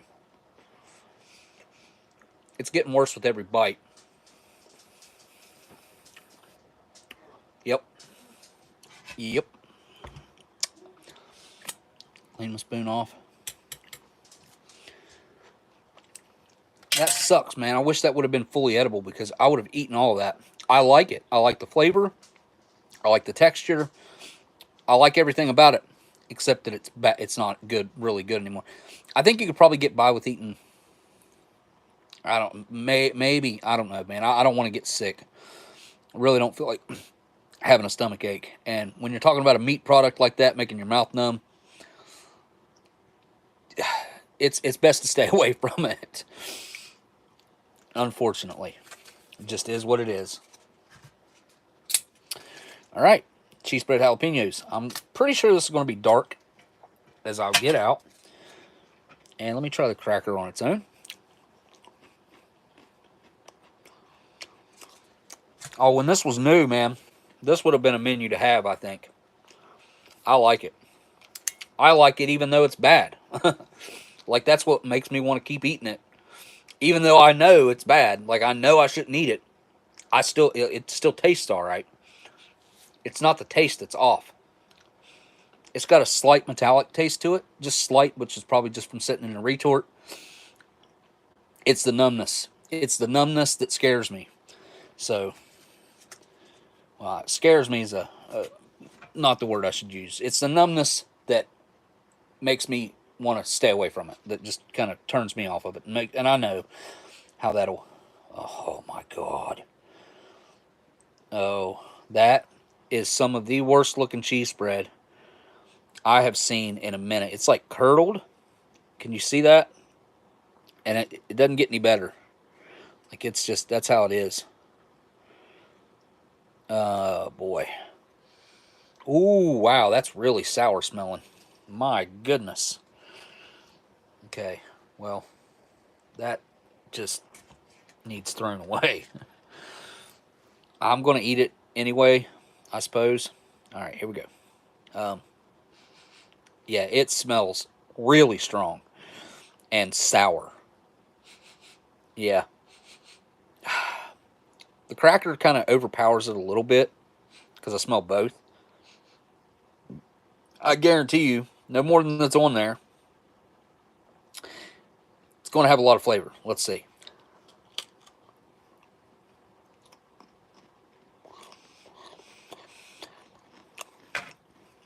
I don't like it when cheese spread makes my mouth numb. Because that just ain't right. Which my mouth is already numb anyway. The roof of my mouth, my tongue. Mainly.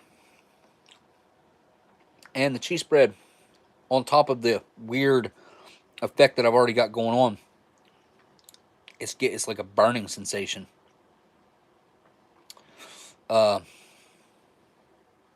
Surely that's not the jalapeno heat. All right. I can't leave it at that. I got to try some more. Bad as I don't want to. It's curdled. It's not supposed to look like that. And I kneaded it up well. Smaller bite of cracker this time, more cheese. Oh yeah, that texture's awful. Put it right on my tongue. Hi. Hi. Hi, Goose. How you doing? That is the jalapeno heat. That's what I'm feeling. It tastes nasty, bitter. It's got that old cheese spread flavor, which is like kind of an old BO scent. All that you turn into a flavor. Man, that's hot though. Holy cow, that's hot. That's got a lot of heat. A lot of heat. Just like Tabasco. Anything like that, pepper-wise, that ages, gets hotter with time. I would love to find a vintage cheese spread like that that's in good shape to see how hot it is, because that is hot. For jalapeno cheese spread, I'm telling you, that is hot. I mean, I'm not like screaming for my life or anything in pain, but it's certainly, I would consider it to be probably 7 to 8 times hotter than any other jalapeno cheese spread that I've ever had. Now, that could be where I'm having a weird effect with my mouth right now, because I do feel like there's something else interacting and happening right now in my mouth. And I want something to eat with these crackers, because these crackers are really good, actually. The texture's really nice. They're not overly crunchy and overly hard. The vegetable crackers are just a different experience all in themselves versus a regular MRE cracker. I really do like the vegetable crackers, and especially these older ones I enjoy. Oh, freaking M&M. Huh. I don't know where that came from. That looks like a peanut butter M&M. All right. Well, let's cleanse the old palate with some grape drink with a weird powder on top of it, or something. I don't know what you call that. Floaties. Some sort of weird surface on top of this drink.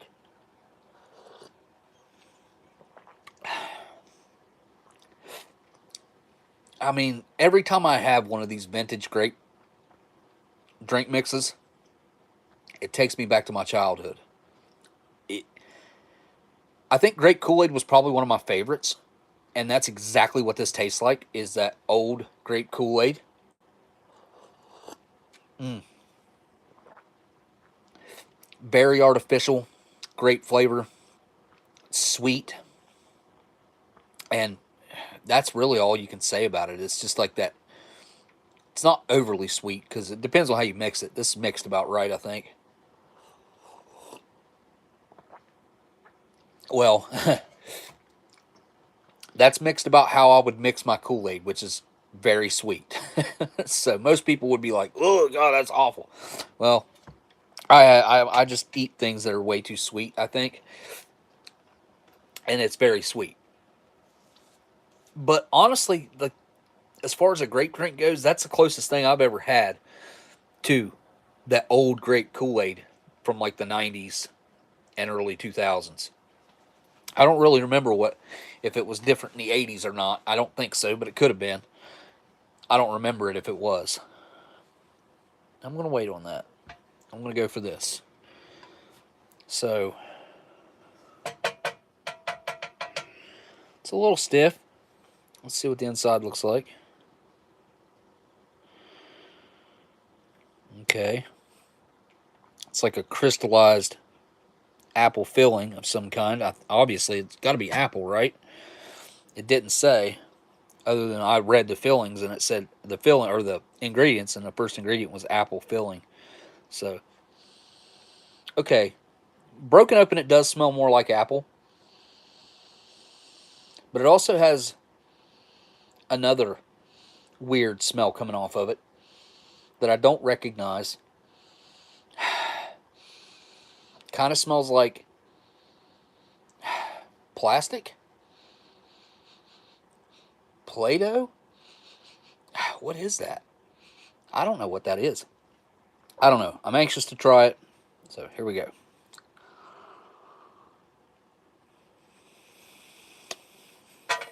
I ate way more than I wanted to. I just how it broke off.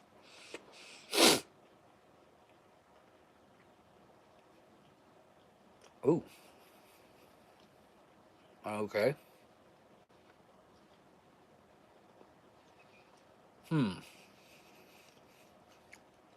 It's definitely apple cinnamon. The filling is hard, crystallized.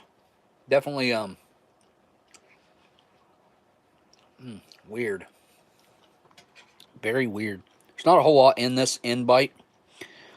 It's like, you know, how the outside edge always is.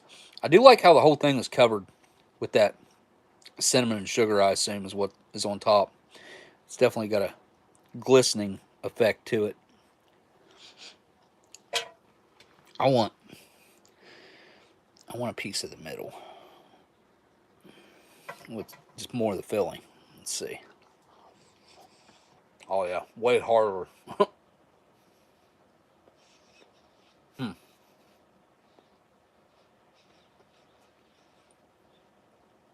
Almost crunchy, but not quite there. Kind of weird. Textured very, very odd. It's like a it's like a smooth crunchy. That's how I would describe it. Flavor? It's okay. Like, it's definitely edible, but it's got some sort of weird flavor happening that's not, I don't think it's supposed to be like that. Flavor wise, obviously this thing's went through some changes.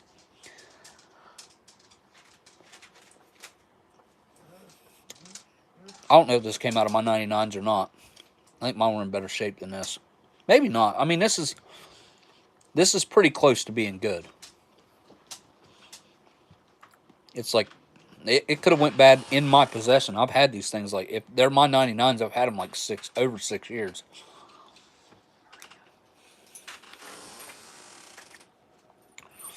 Yeah, this has just got an old flavor to it. It's just not right.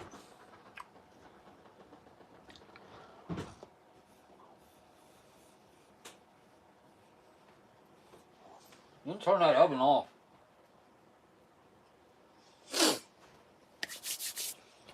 Well, let's follow it up some of this apple cider. Ooh, wow, that's tangy. That could have used more water. Yeah, I just hollered and said, yeah, turn the oven off.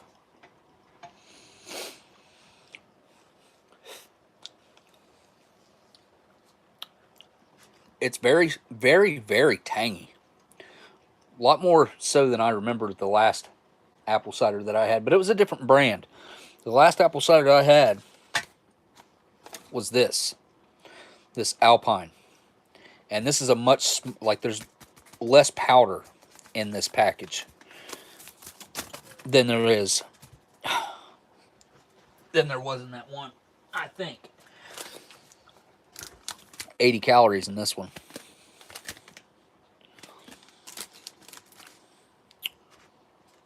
But yeah, this is got a lot of flavor, man. That spiced aspect of it is also not exactly overpowering, but it's definitely a predominant flavor of this. The cinnamon and stuff. Cinnamon, allspice. It's kind of addicting. It's really good, actually. Well, I'm going to try dipping this in this apple cider and see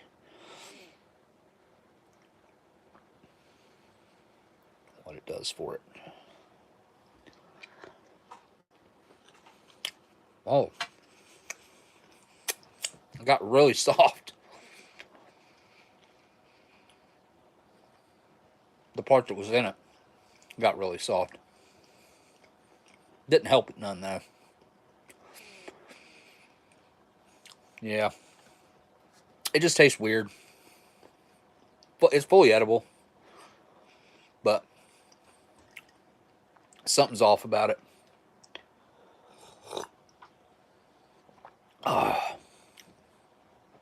It's just gotten cold here. It was 38 this morning. I think it's going to get colder tonight. But where it's cool outside, this is like a perfect drink for right now. And it's in perfect shape, too. There's not a daggone thing wrong with that. I really do wish that meatloaf would have been good. After that first bite, I was like, this is going to be good. I'm going to eat all this. And about 15 seconds later, it hit me. Nope. All right.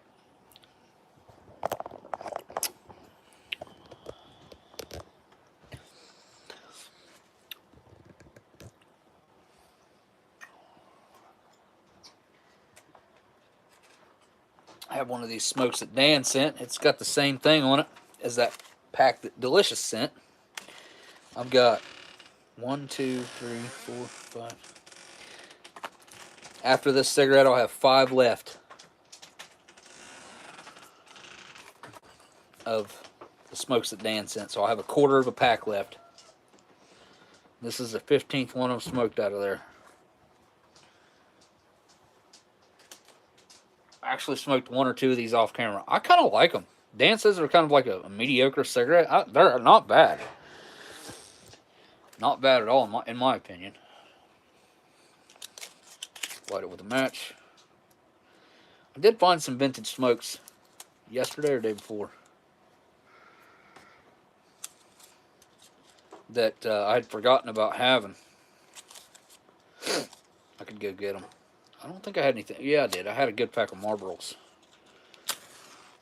Had 3 in it. 2 packs of the menthol 100s that are, what brand are those? Oh, excuse me. I can't remember what brand they are. In the green pack, like light green, that came in 4 packs. They were 100s. I don't remember. Benson and Hedges. Bow, hit me.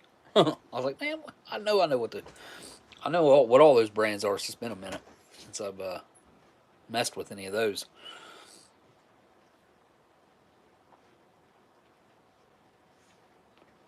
What is it? Don't open up a direct message about canned meat. It's Spam Nation. Wait, is that a joke? Or is that real? I think it's a joke. Oh, we found cream savers the other day. Well, I haven't seen cream savers for sale for a long time. Found those at I can't remember the name. Jungle Gems. I always want to say Alligator Jack's because we had this stupid place called Alligator Jack's across the river. It was like a crappy flea market. Got busted up for CP.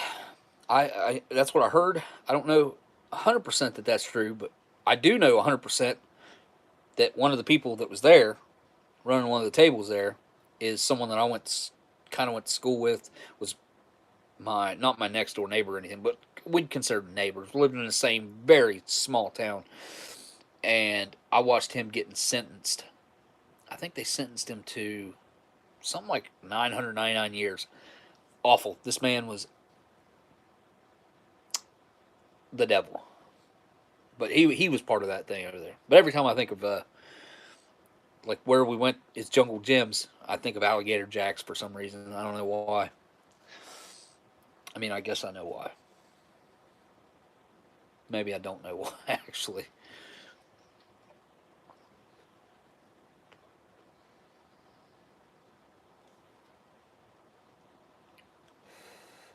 Yeah, I think these are pretty good, man. What brand are these? Winfield Classic. Winfield Classic. Kind of trying to be a Winston, kind of. But I think they're pretty good, actually. They're not too strong. They're definitely not a light, that's for sure. I've got a can of cigarettes that I need to open up. I wanted it to be a special occasion. I also have a cigar that needs to go in the humidor, and kind of get some of its moisture back. Need to do that with some smokes that I got too. Some of the ones that Delicious just sent. Checking for weevils first. My allergies are feeling sorry for themselves.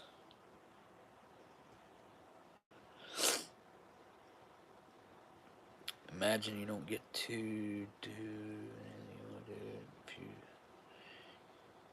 until you defuse the bomb. Nation MRE finds. Bo running out of battery. Gotta go. Everybody have a great week. See you later, Bo. Good to see you, man. I don't know. I think I've seen your name in here before. Pretty sure. I think so.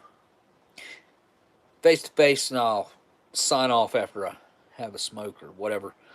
But this past week, what has happened?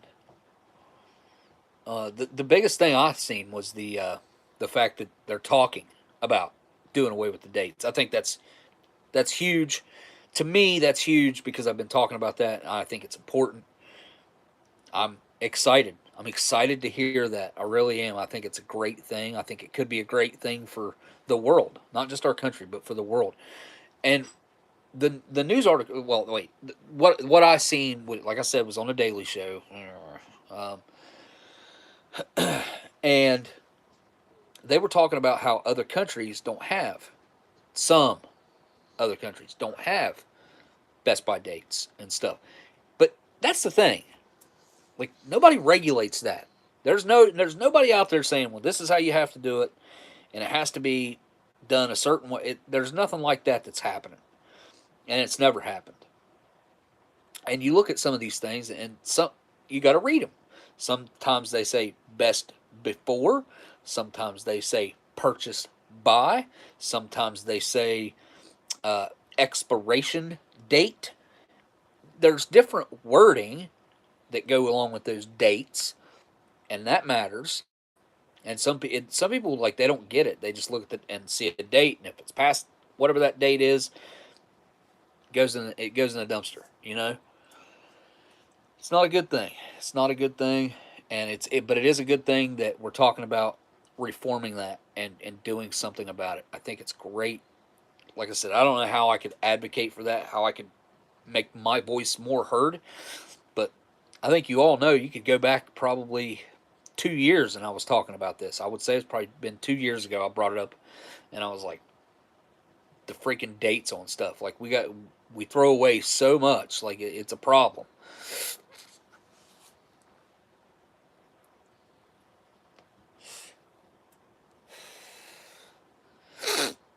I've been thinking about posting some, like, just stupid videos on TikTok. I've got a couple that I filmed out back petting the possums. They're new. One of them is about that big. I like. It was pretty good. What are you doing? Hey, Stella, what are you doing? That crippled cat is not going to bother you. What? Why are you crying? What's wrong?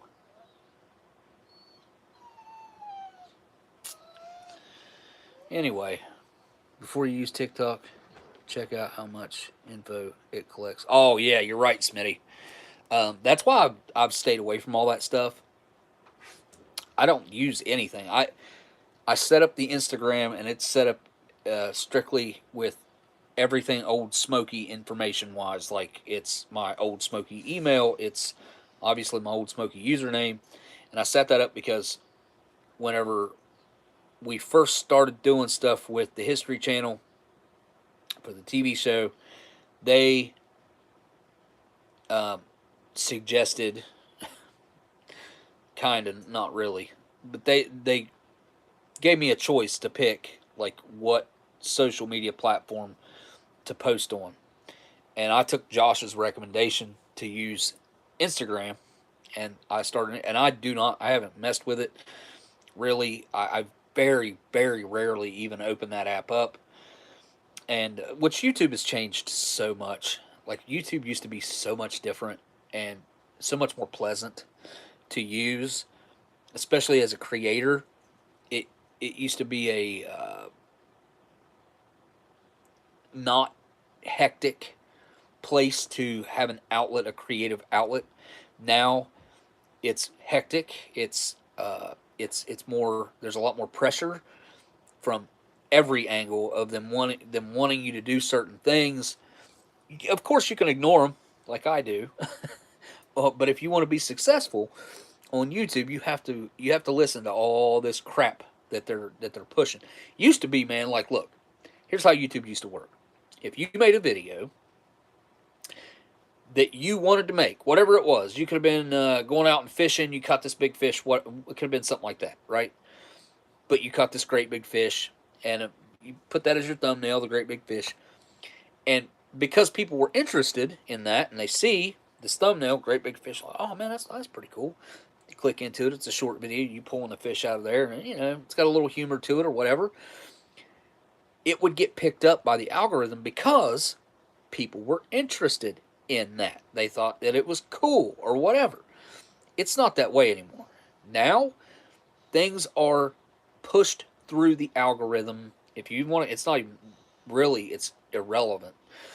Things are promoted based on people in California sitting in an office, what they want other people to see.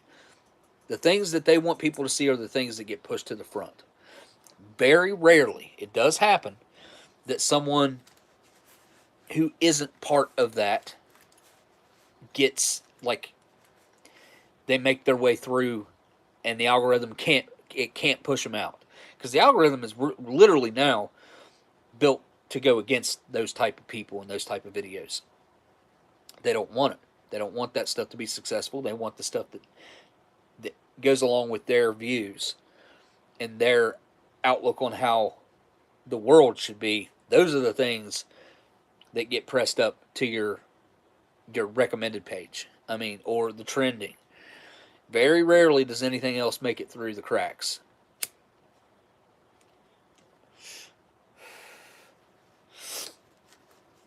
So I don't think Dan's around anymore. I'd say he's probably taken off.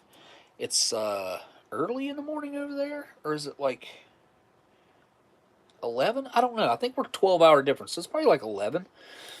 Oh yeah, you can't say anything about that guy either. You just can't. If you do, you're immediately flagged. Like, oh no.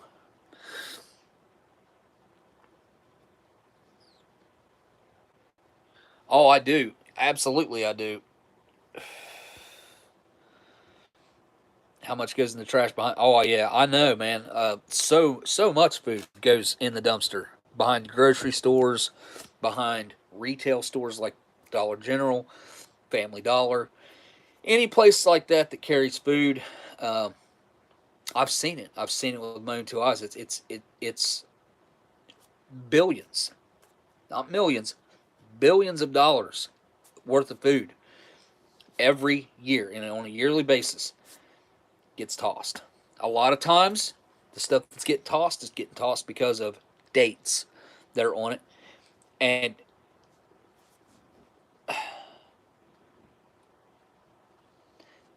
95 times out of 100, maybe even 99 times out of 100, the things that are being thrown away are most certainly still good and will still be good for months to come. That's where you get into the aspect of how people don't understand how they come up with these dates. Let's use Pop-Tarts as an example, okay? So Kellogg's, I think, makes Pop-Tarts, right? Or Post, one or the other. They go take their product, and what they'll do is basically rapid age it through heat tests.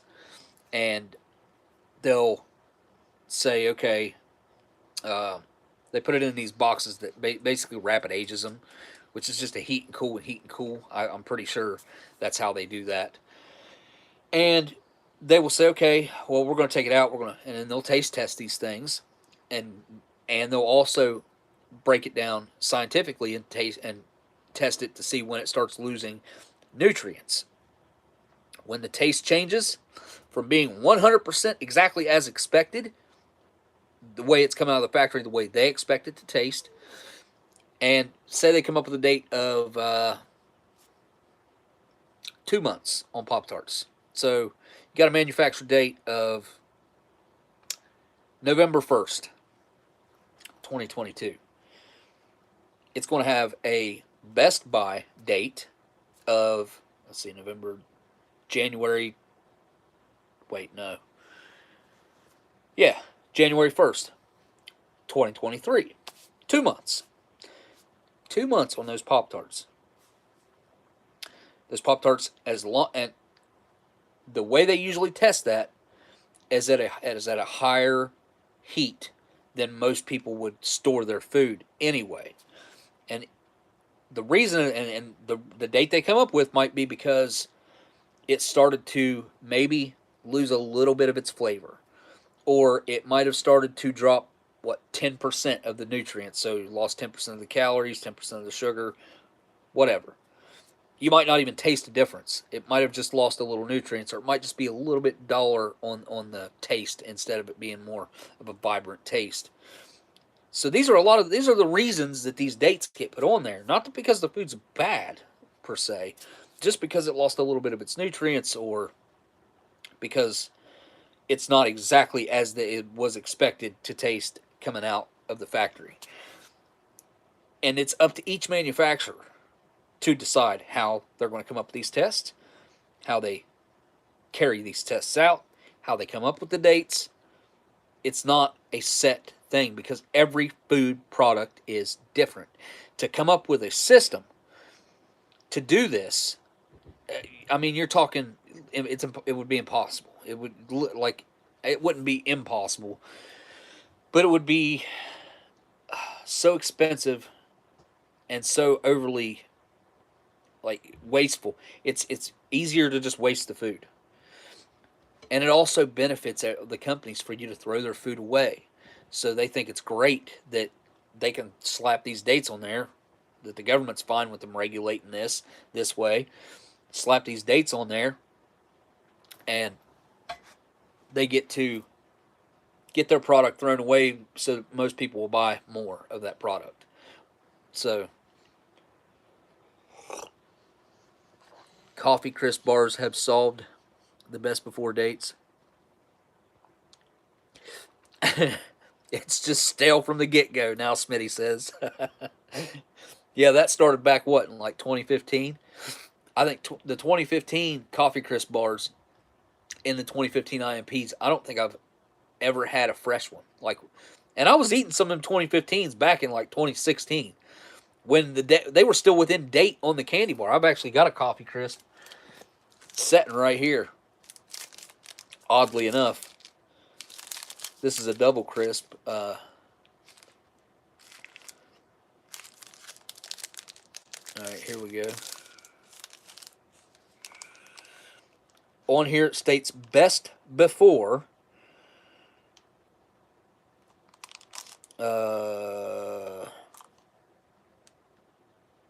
December 11th of 2022. So this is still within date. Barely. But you're right, Smitty. This thing's probably already stale. I like that. Yeah, I mean, if you ain't got any expectations of it being crisp already anyway, the date doesn't matter anymore.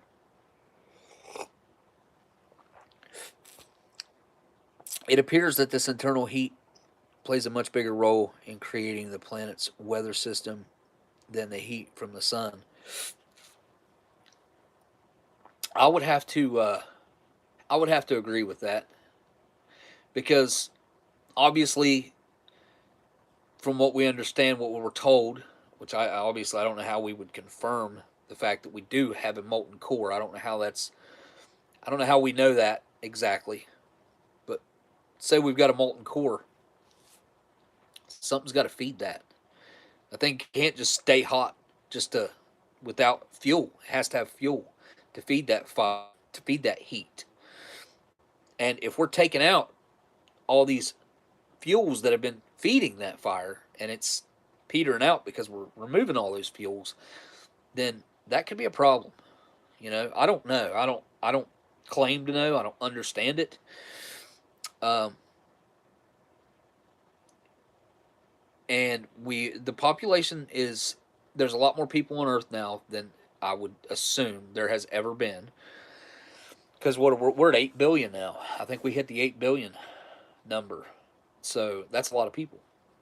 We have not overpopulated the Earth. I think we do use a lot more resources than we probably should. And if we cut the use of the resources back some and gave them time to replenish, because all those resources will replenish. They're constantly being made through, you know, the process of breaking bones, that, you know, just things that have died off trees and people and, well, the dinosaurs, stuff, you know, the typical fossil fuel aspect of how fuel's made. Oil, natural gas pockets. Yeah, I'm sure all that stuff has to matter. I think everything matters. Uh, we know that trees are alive, and I think it's just we don't understand each life enough to value it the way it should be. Well, some people might try harder than others, but I don't think we'll ever fully understand, because there's no way to know, really. I don't know that we'll ever have a way to know. I mean, unless we come up with a way to that we'd have to make a lot of advancements in technology to really dive into, say, like, finding out what type of life trees have. Like, what exactly does that entail? Like, we know it's alive, right? But what does that mean exactly? And why do we cut so many trees down and just, like, we don't care that it's alive? Like, same with animals, though. I think we do the same thing. Well, that we as humans put ourselves first, and maybe that's right, and maybe it's not. I don't know. It's kind of hard to say and be confident in my answer. I believe that. I believe that. There was a trend video wise. I saw it on shorts on here where these people were saying that they were talking to trees and trees were moving, which I know is all bull crap. But it was cool to think that that would be possible. It'd be awesome if it was. But I'll tell you something else that's really interesting if you look at it. This is nothing more than a conspiracy, I would say. I don't think it's been proved that, or it very well could easily be proved, I feel like. And maybe there's reasons that it's not. But if you look at the top of some of these mountains, like I could pull up some pictures and show you. You look at the top of some of these mountains, and it literally looks like someone took a chainsaw and cut a tree down. Like, it looks exactly like that. Looks like it's got bark, it's got tree rings, like the life rings. It, it it gets pretty crazy when you start looking into stuff like that. And whether you choose to believe that or not, that's totally up to you. But if you did even just consider it, these trees would have had to have been literally like almost touching our ozone. They would have had to be that they'd have been that tall. Like, I've got to look this up. Let's see here.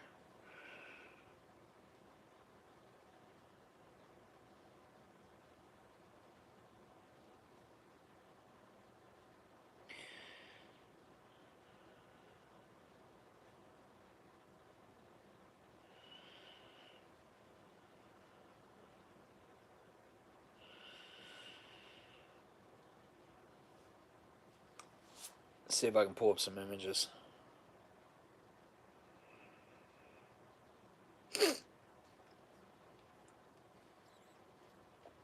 Okay, so here we go.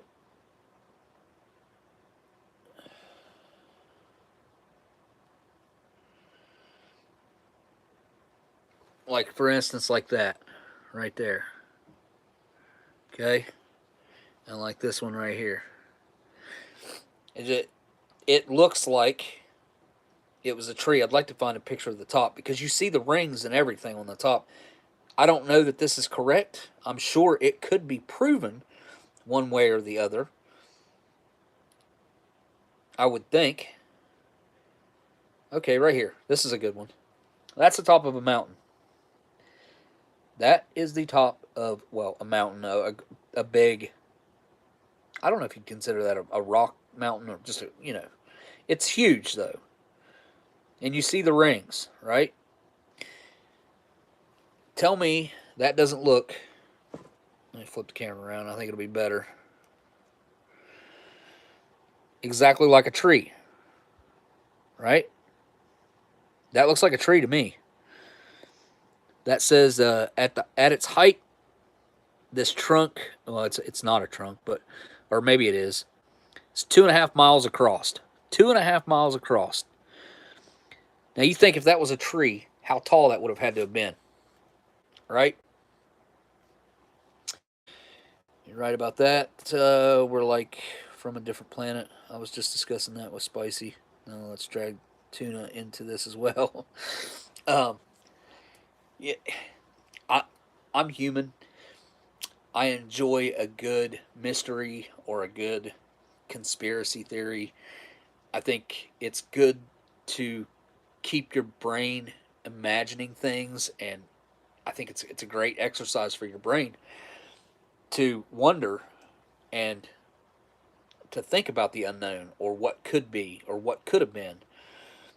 And this is one of those things that I've seen multiple times over the years, and I look at it and I'm like, it just looks so obvious to me that what else could that be? What else could have caused those rings? It looks like it looks like bark, petrified bark. You know, the sides of this rock is the rock now.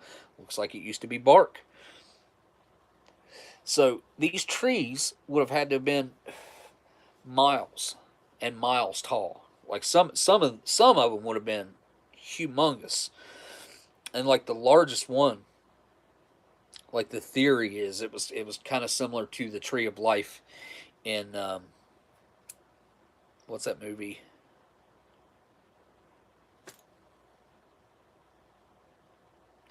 Can't believe I can't remember this. The alien one with the blue people where they like had like the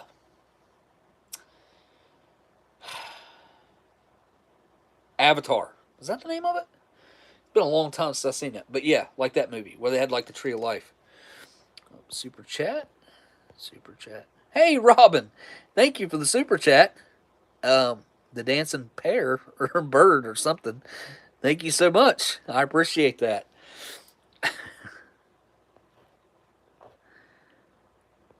But yeah, I don't know. I don't, like I said, it's cool to think about.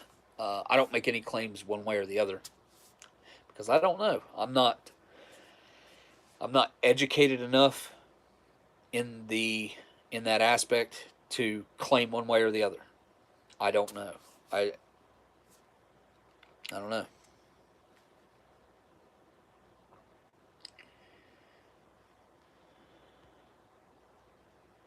Oh, I thought about that, Smitty. I can't. I'm crippled. I can't dance. I don't make up the rules. uh, that one right there is interesting. That's a huge one. But okay, so let's just pretend for a second that these were trees, right? Let's just pretend that for a second. How did those trees get cut down?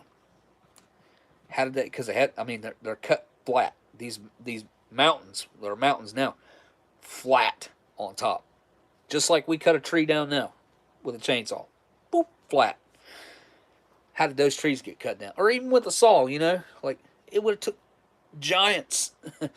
Like, and I am a firm believer that giants used to walk this earth. I don't think you'd be a very objective thinker if you believed otherwise. And there's plenty of evidence of the Smithsonian covering this stuff up. There's a lot of them that were found right near me in Ohio that were slated to go to the Smithsonian. They came in, took them, and boop, they're gone. They vanish. They're gone. It's good to see you, Robin. What's up, Cliff? Kronos did it. Could have. Hey, I feel like any legend like that has to have at least a spark of truth to it, if not more than that. But there has to be a little bit of truth to pretty much all those stories that held on for ages. I don't foresee just a bullcrap story that everybody knew was bullcrap. That would die off quickly, right? I feel like even though it's grandiose and people want to believe in it or whatever, maybe they lived through it and their grandparents or their parents lived through it, passing the stories down. So I think there was some truth to just about all of that stuff at some point in time or another. And just because we don't see evidence of it today doesn't mean that it didn't happen. So, all right, guys. I think it's about time for me to check out. I have got to get that CR1M cleaned up the best I can. I'm not exactly sure how I'm going to do it yet.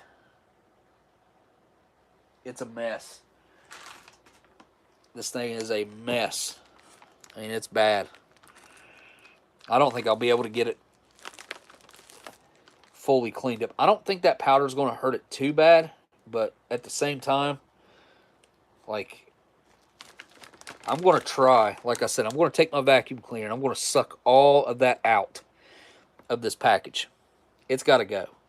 And it's probably going to open that hole up a little bit, and then I'm going to just probably try to pull that out of there, and then I'll shake this and try to get the powder to come out the hole. I don't know. It's kind of sticky, though. That's going to be the problem. I don't want to ruin an entire CR1M because I have to open it and take that out and wipe everything down and then put it back. I don't know what to do. It's going to be, at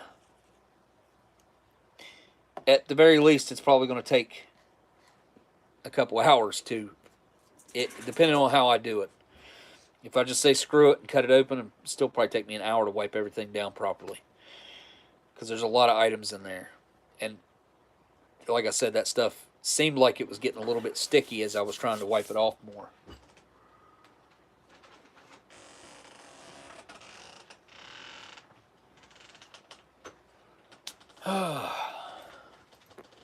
All right, well, that was an interesting meal. I mean, I wish it would have been that much better, that much more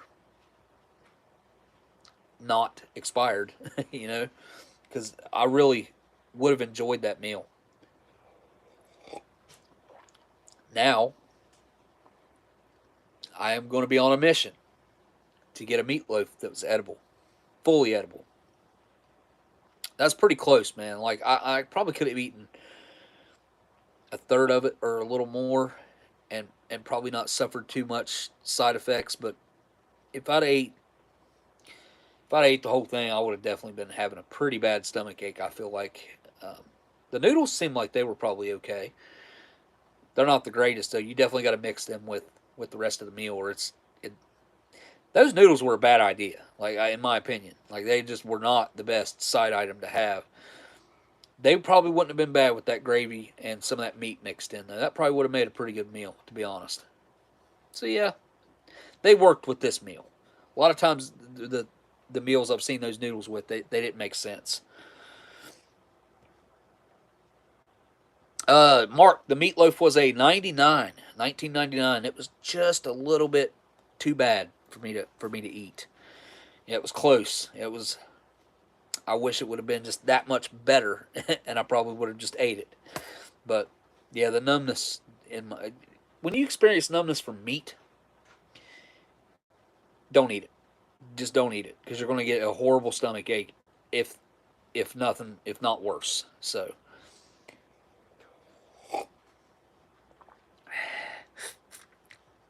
oh, Mark, you got an '04 meatloaf? Do you think it's good? If you think it's good, heck, man, I'll buy it off of you if you think it's a good one. Nation.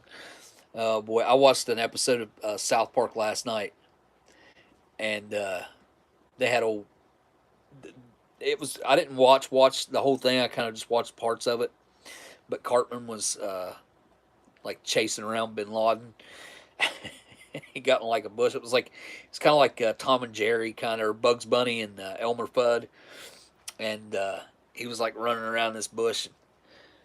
Bin Laden was like creeping around, and he stopped, and he pantsed him, and then they put like a magnifying glass up, and then another magnifying glass up, and then another, and it kept going. Like, oh, now we know why you're so mad. It was funny. It was pretty good. I hadn't seen that episode in, I mean, at least 10 years, probably longer. I mean, old classic. South Park has not changed. Like, the new episodes versus the old episodes, like, there's very little difference between. Just a little bit, but in essence, they really haven't changed over the years. I applaud them for that. I don't think it's the greatest show in the world at all, but they've stuck to their roots.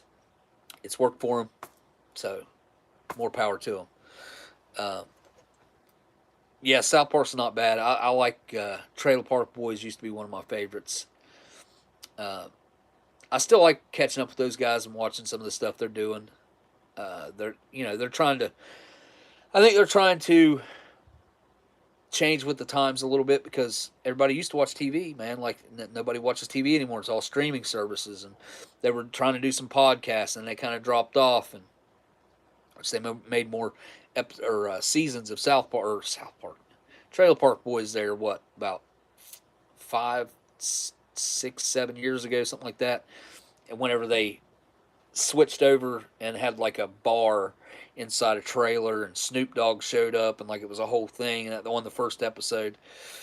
And yeah, those guys, I think to a certain extent they have to live out part of that as their real life. I don't feel like they can separate their entire life from what that show is. I feel like that has to be part of what they live like, or it wouldn't work. Like they have to spend days living in those trailers. They might leave at the end of the day and go stay in a hotel or home or whatever, but at the same time, like they're spending a lot of time in there, a lot of time in those trailers, and a lot of time in that trailer park, kind of living what the show is to a certain extent. So, yeah, they kind of are those people. It's kind of cool. I watch documentaries on how it got started and stuff too, which is kind of cool to watch. All right. Well, going to wrap it up. Big thanks to Delicious for sending that box that I think I ordered that off of him 3 months ago.